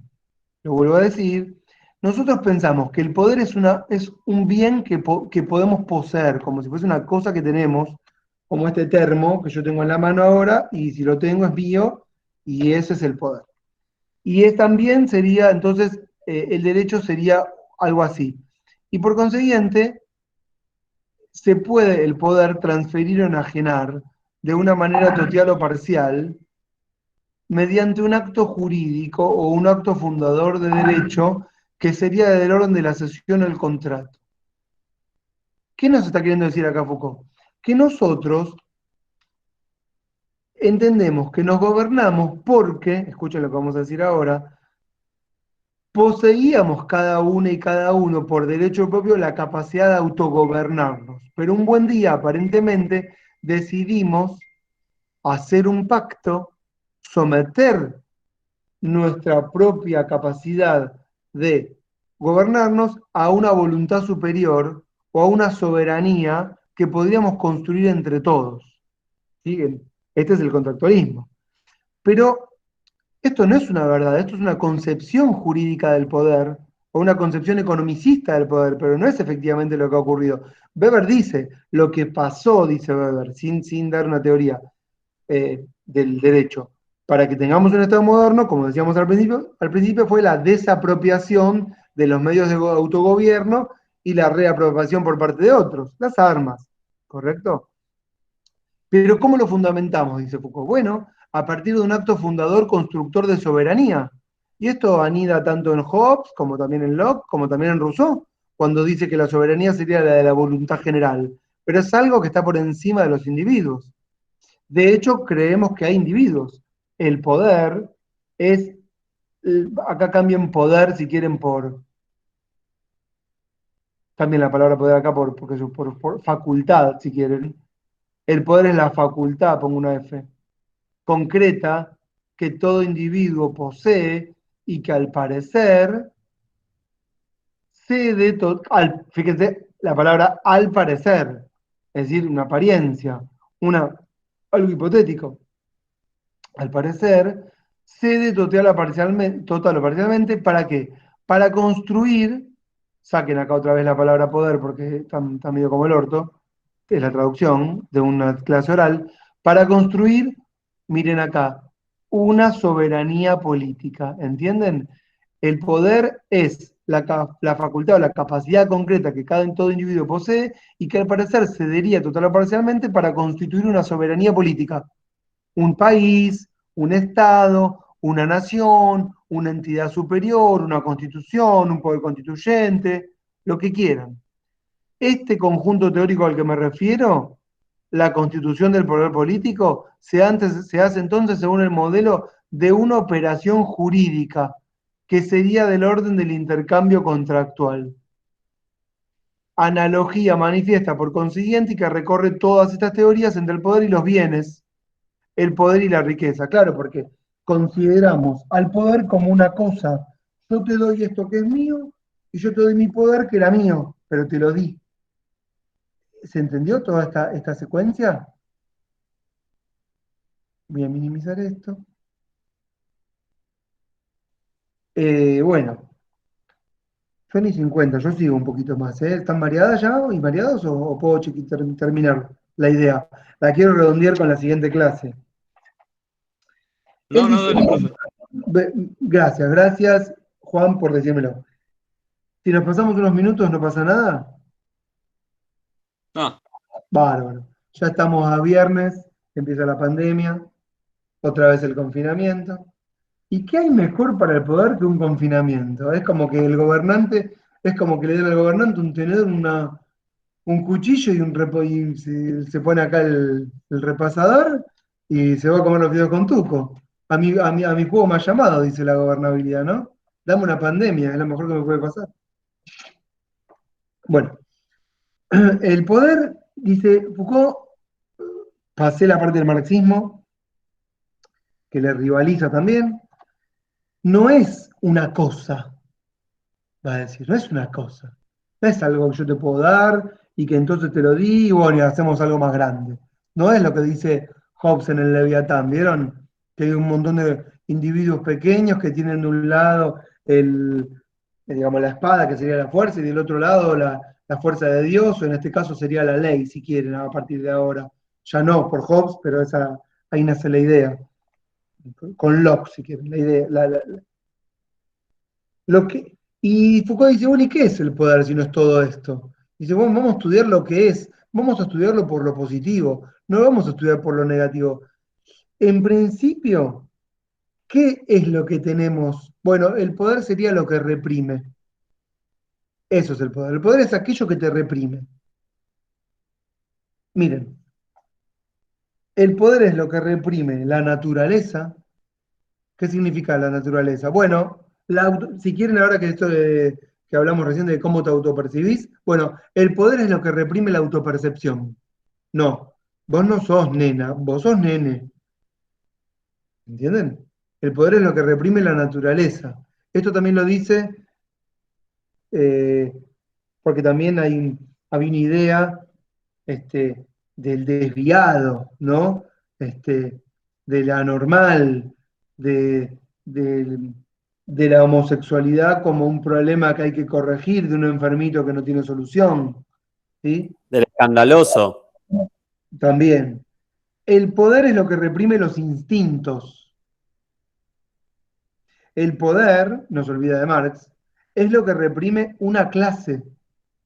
No se olvida de Marx. No es que Foucault niega el marxismo, de hecho le otorga mucho valor como capacidad explicativa.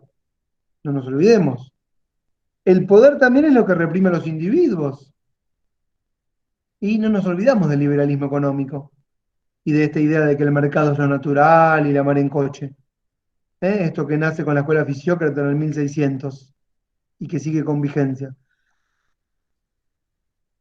Bueno, después establece para el final de la clase una especie de análisis de grandes sistemas analíticos del poder, en donde habla de el poder hacia adentro, lo que oprime, el poder hacia afuera, lo que reprime. No, al revés. A ver cómo lo tengo. El poder como contrato, que se concentra hacia adentro. Y eso, dice él, es la opresión. La opresión hacia adentro. Pero cuando un Estado rivaliza contra otro Estado hacia afuera, al estilo imperialista, si quieren, no habría en ese orden internacional un contrato, sino que el poder ahí opera como guerra, no como contrato. Pero fíjense que él establece al contrato la idea del ejercicio de poder a partir de pensarlo como una cosa, pero en realidad el contrato es opresión. Hoy saben que me llegan e-checks. ¿A ustedes les llegan e-checks o no trabajan con e-checks? Bueno, yo trabajo con cheques, no importa. Igual de esto que voy a decir, les pasa a miles. Chao, Bianca, nos vemos la que viene. Igual queda grabado.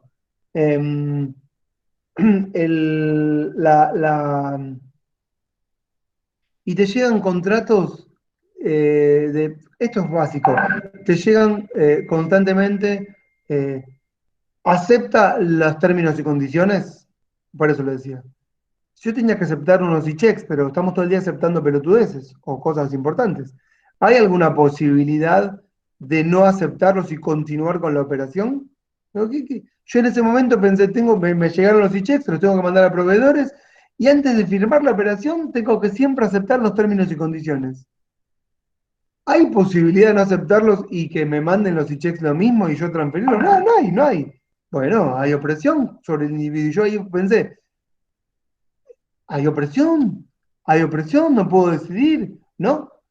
Tiene la forma de contrato. Yo acepto los términos y condiciones porque yo soy una persona, un ser racional, inteligente, que en ese momento puedo entrar a leerlos, 800 páginas, en una operación que tengo que hacer en un milisegundo porque tengo que hacer 1500 cosas más. ¿Y yo me voy a poner a leer los términos y condiciones? No. Bueno, ese es el contrato o opresión sobre los individuos. ¿Entienden? No creo que Foucault esté pensando en eso, pero por suerte la obra trasciende. Bueno, y en la clase siguiente, termino con esto. Voy a decir un par de cosas y termino. Dice, bueno, ¿qué pasó con este derecho y con esta... no con este derecho, ¿qué pasó con este saber fundamental, el primero de los grandes saberes, que es este saber que instaura la soberanía política, el saber jurídico, ¿correcto? Que cree que el poder es una cosa que se tiene, que se intercambia y que por lo tanto hay un contrato. Establece este saber, como todos los saberes, que son ciencias, en este caso la ciencia que llamamos del derecho, establece una verdad. El saber, que es la ciencia ordenada metodológicamente en un manual, que es un conjunto de conocimientos acumulados y ordenados, que se imponen como un manual y una metodología de procedimiento y una contrastación empírica, se posicionan ante nosotros como una verdad, la verdad científica. Entonces, el saber se establece como verdad. Esa verdad, en esta área en la que nos manejamos, tiene el nombre de derecho. El derecho, la forma jurídica de la verdad. Hay una verdad establecida por el derecho y encima tenemos un poder judicial, el encargado de interpretar esa verdad, de decirnos esa verdad. Miren cómo cerró todo con el principio. Y nos va a decir Foucault, miren, todo bien con el derecho, y esa supuesta verdad, y esa relación que se establece entre poder, derecho y verdad. Ese triángulo amoroso que se establece entre poder, derecho y verdad. Es decir, un saber, ¿sí? que crea un saber que es una ciencia, que crea una verdad, que te dice, esto es así, que esa verdad se enseña en la facultad como ciencia y que después opera como un saber específico y que oprime sobre los cuerpos. No, mira, esto es así. Vos no podés tomar esa manteca del supermercado aunque te estés muriendo de hambre y te vayas a morir en la puerta. ¿Por qué? Porque hay un sistema de normas que dice que nosotros nos autogobernamos con un conjunto de leyes que nos damos a partir de nuestra propia voluntad, con una institución fundamental que es el poder constituyente que sancionó nuestra constitución, y tenemos unos jueces que son los únicos habilitados para interpretar qué está bien y qué está mal, y te dicen que eso está mal, y vos no debés hacer esto, y ahí, en esa lógica, se establece la opresión sobre los cuerpos que se mueren de hambre, pero que operan moralmente bien, conforme a derecho. No, yo nunca robé. Con esto no estoy haciendo apología del delito, pero para que se entienda. ¿Está? Y Foucault dice, no podemos estudiar, y esto ya no es parte de la clase, no podemos estudiar nosotros el poder desde este lugar, porque no entenderíamos nada. Dice, y tampoco podemos estudiar al sistema de derecho y al poder judicial desde este lugar de, entre comillas, la justicia o la verdad, como si fuese una cosa monolítica, única, e inmanente. Iba a decir, ya no les busco, pero está en la segunda clase, solo permítanme que se los lea y ya, porque es tarde. Yo creo que el derecho, dice él, es el instrumento de la dominación. Es decir, hay una dominación, no estamos explicando cómo es esa dominación, lo dejaríamos si quieren para otra clase, si le damos, que sería, pero pueden ponerlo en sus apuntes, esa dominación se daría a partir del disciplinamiento de los cuerpos, no lo estamos explicando, solo lo estoy mencionando, ¿sí? Y la dominación se da a partir del disciplinamiento de los cuerpos desde el principio hasta el final, y después sobre el control, y después en los campos con Agamben. Pero, ¿qué sería el derecho? Sería el instrumento de esa dominación, la representación del poder. ¿Sí? El que te dice desfachatadamente y cínicamente, no, eso no está mal, esto no se puede hacer así. Hay reglas, hay normas de conducta, hay que obrar bien. Y dice, finalmente, lo que nosotros tenemos que ver es el conjunto de aparatos, instituciones y reglamentos, conjunto de aparatos, instituciones y reglamentos, por esto saben que nos referimos a todas las resoluciones que operan por abajo. ¿Vieron cuando vimos supremacía de la Constitución y decimos que abajo de todo lo que tiene menos jerarquía de todo son los reglamentos, las resoluciones, los decretos, qué sé yo? Bueno, todo eso, que sería lo que tiene menor jerarquía, eso es lo que efectivamente oprime. Esa es la dominación, finalmente. Esa es la dominación real. Cuando un reglamento te dice, bueno, te levantás a las 4 de la mañana, tenés que rezar, después desayunás, después vas a hacer 2 horas de aquello, después vas a salir, te vas a tomar un recreo, ¿correcto? Ese Lo tipo que de decíamos de los reglamentos. edictos. ¿Cómo? Lo que decíamos de los edictos. Exactamente. Lo que tenés El que último hacer, escalafón de la pirámide. claro, él dice, no lo que no debes hacer, los famosos 10 mandamientos, tú no debes hacer esto, tú no debes hacer aquello, sino lo que efectivamente opera sobre los cuerpos como aquello que tenemos que hacer. Vos tenés que ir al baño, tenés que tirar el botón y tenés que limpiarte el culo con papel higiénico. Eso es lo que está bien. Vos sos hombre, vos querés conquistar a una mujer, vos tenés que seducirla. Vos tenés que ponerte perfume, tenés que lavarte los dientes, tenés que rodear a la persona, no la puedes tomar de los pelos y llevártela como te guste para saciar tus instintos naturales. Y ahí está la represión del instinto. Vos tenés que rodear a la hembra de alguna manera, si sos hombre, ¿no? ¿Y la hembra cómo debe comportarse? Como una señorita bien, no como una puta. No, no, puta llevo un montonera, tiene que ser una chica bien. Yo nunca, no, yo no me masturbo, ¿no? Eso está mal. Eso es un pecado, ¿entienden esto? Bueno, justamente la ley de la sexualidad es la mayor opresión sobre los cuerpos que vehiculiza de varias formas. Y dice, yo lo que veo es que hay un conjunto de aparatos, instituciones y reglamentos que vehiculizan y ponen en acción relaciones que no son de soberanía, dice Foucault, que son de dominación. ¿Qué son relaciones de soberanía?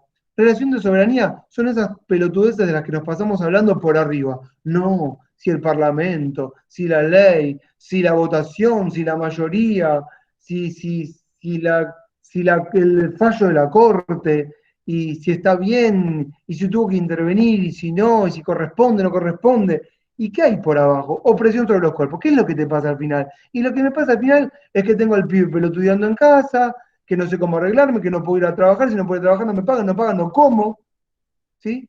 ¿Entienden toda esa dinámica que se va generando, que es una opresión por el desmanejo y nos la pasamos hablando por lo que pasa por arriba y nos olvidamos de lo que pasa por abajo, que es la famosa opresión sobre la cual no hay ningún tipo de reclamo, ni siquiera tampoco una jerarquía de las normas. Termino, ya termino con este párrafo y ya voy, son 7:05. El sistema de derecho y el campo judicial son el vehículo permanente de relaciones de dominación. Y acá cuando hablamos del sistema de derecho y campo judicial, nos referimos al poder judicial, no a la justicia, como hablamos al principio. Al sistema de derecho y el campo judicial como esas instituciones que oprimen sobre los cuerpos, como que las sentimos ahí, ¿entienden? Y cuando digo vehiculizan, que sabemos que nuestros derechos nunca van a ser amparados, que si queremos hacer valer algo tenemos que conseguir un abogado, que no tenemos la plata para pagarlo y que terminamos arreglando, e incluso admitiendo una culpabilidad de la cual no somos culpables. Usted robó porque no tenía hambre y quería comerse un pan, bueno, va a someterse a una probation, va a hacer trabajo comunitario. Y lo hago porque yo tengo una familia, hijos que mantener, no tenía cómo, bueno, les tuve que dar de comer, me robé 3 kilos de carne para el asado y bueno, ahora tengo que cumplir y bueno, acepto la condena, ¿sí? Porque no me queda otra. Entonces ahí tenemos el sistema de derecho y el campo judicial, que son un vehículo permanente de relaciones de dominación, termino, técnicas de sometimiento, dice él, poliformas, técnicas de sometimiento que tienen un montón de formas distintas, que las vamos a ver si vemos la clase conmigo, que viene disciplinamiento de los cuerpos. Creo, entonces, que hay que ver al derecho no por el lado de una legitimidad a establecer, es decir, no por el tema de la soberanía y el poder político y las instituciones, la constitución, sino por el lado de los mecanismos de sometimientos que ponen acción. La cuestión, dice, para mí en este curso, es la segunda clase que da él, en este curso no es tanto el tema de la soberanía, sino que hay que evitar ese problema que para el derecho central, el de la soberanía. Él dice, tenemos que rodearlo si queremos entender efectivamente el ejercicio de poder, que es lo que nos interesa como cientistas sociales. Y lo que tenemos que poner de relieve es el problema de la dominación y el sometimiento. Rodear la línea general del análisis jurídico. ¿Se entendió todo esto que dije?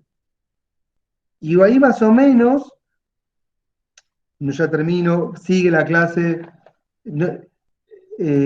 como seguiría ahora es, bueno, ¿y cómo rodearíamos nosotros el problema del análisis jurídico? ¿Cómo se rodea? Bueno, se los puedo decir la vez que viene, si le digo a Belén que seguimos con esto, y yo a ella le dejo seguir con Poder Judicial. ¿Estaba más o menos? Ay, Nabila se fue y no la saludé. Díganle chau. Nabila, si ves esta parte de la clase siendo 7 y 7, recién ahora vi tu mensaje. Chau, Nabila. ¿Está bien? Bueno, yo no sé cuándo los veo, pero la vez que la vea y los veo, seguimos por acá.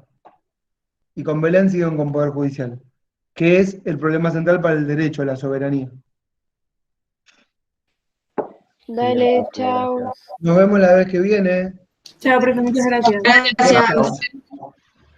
Chao, profe, nos vemos.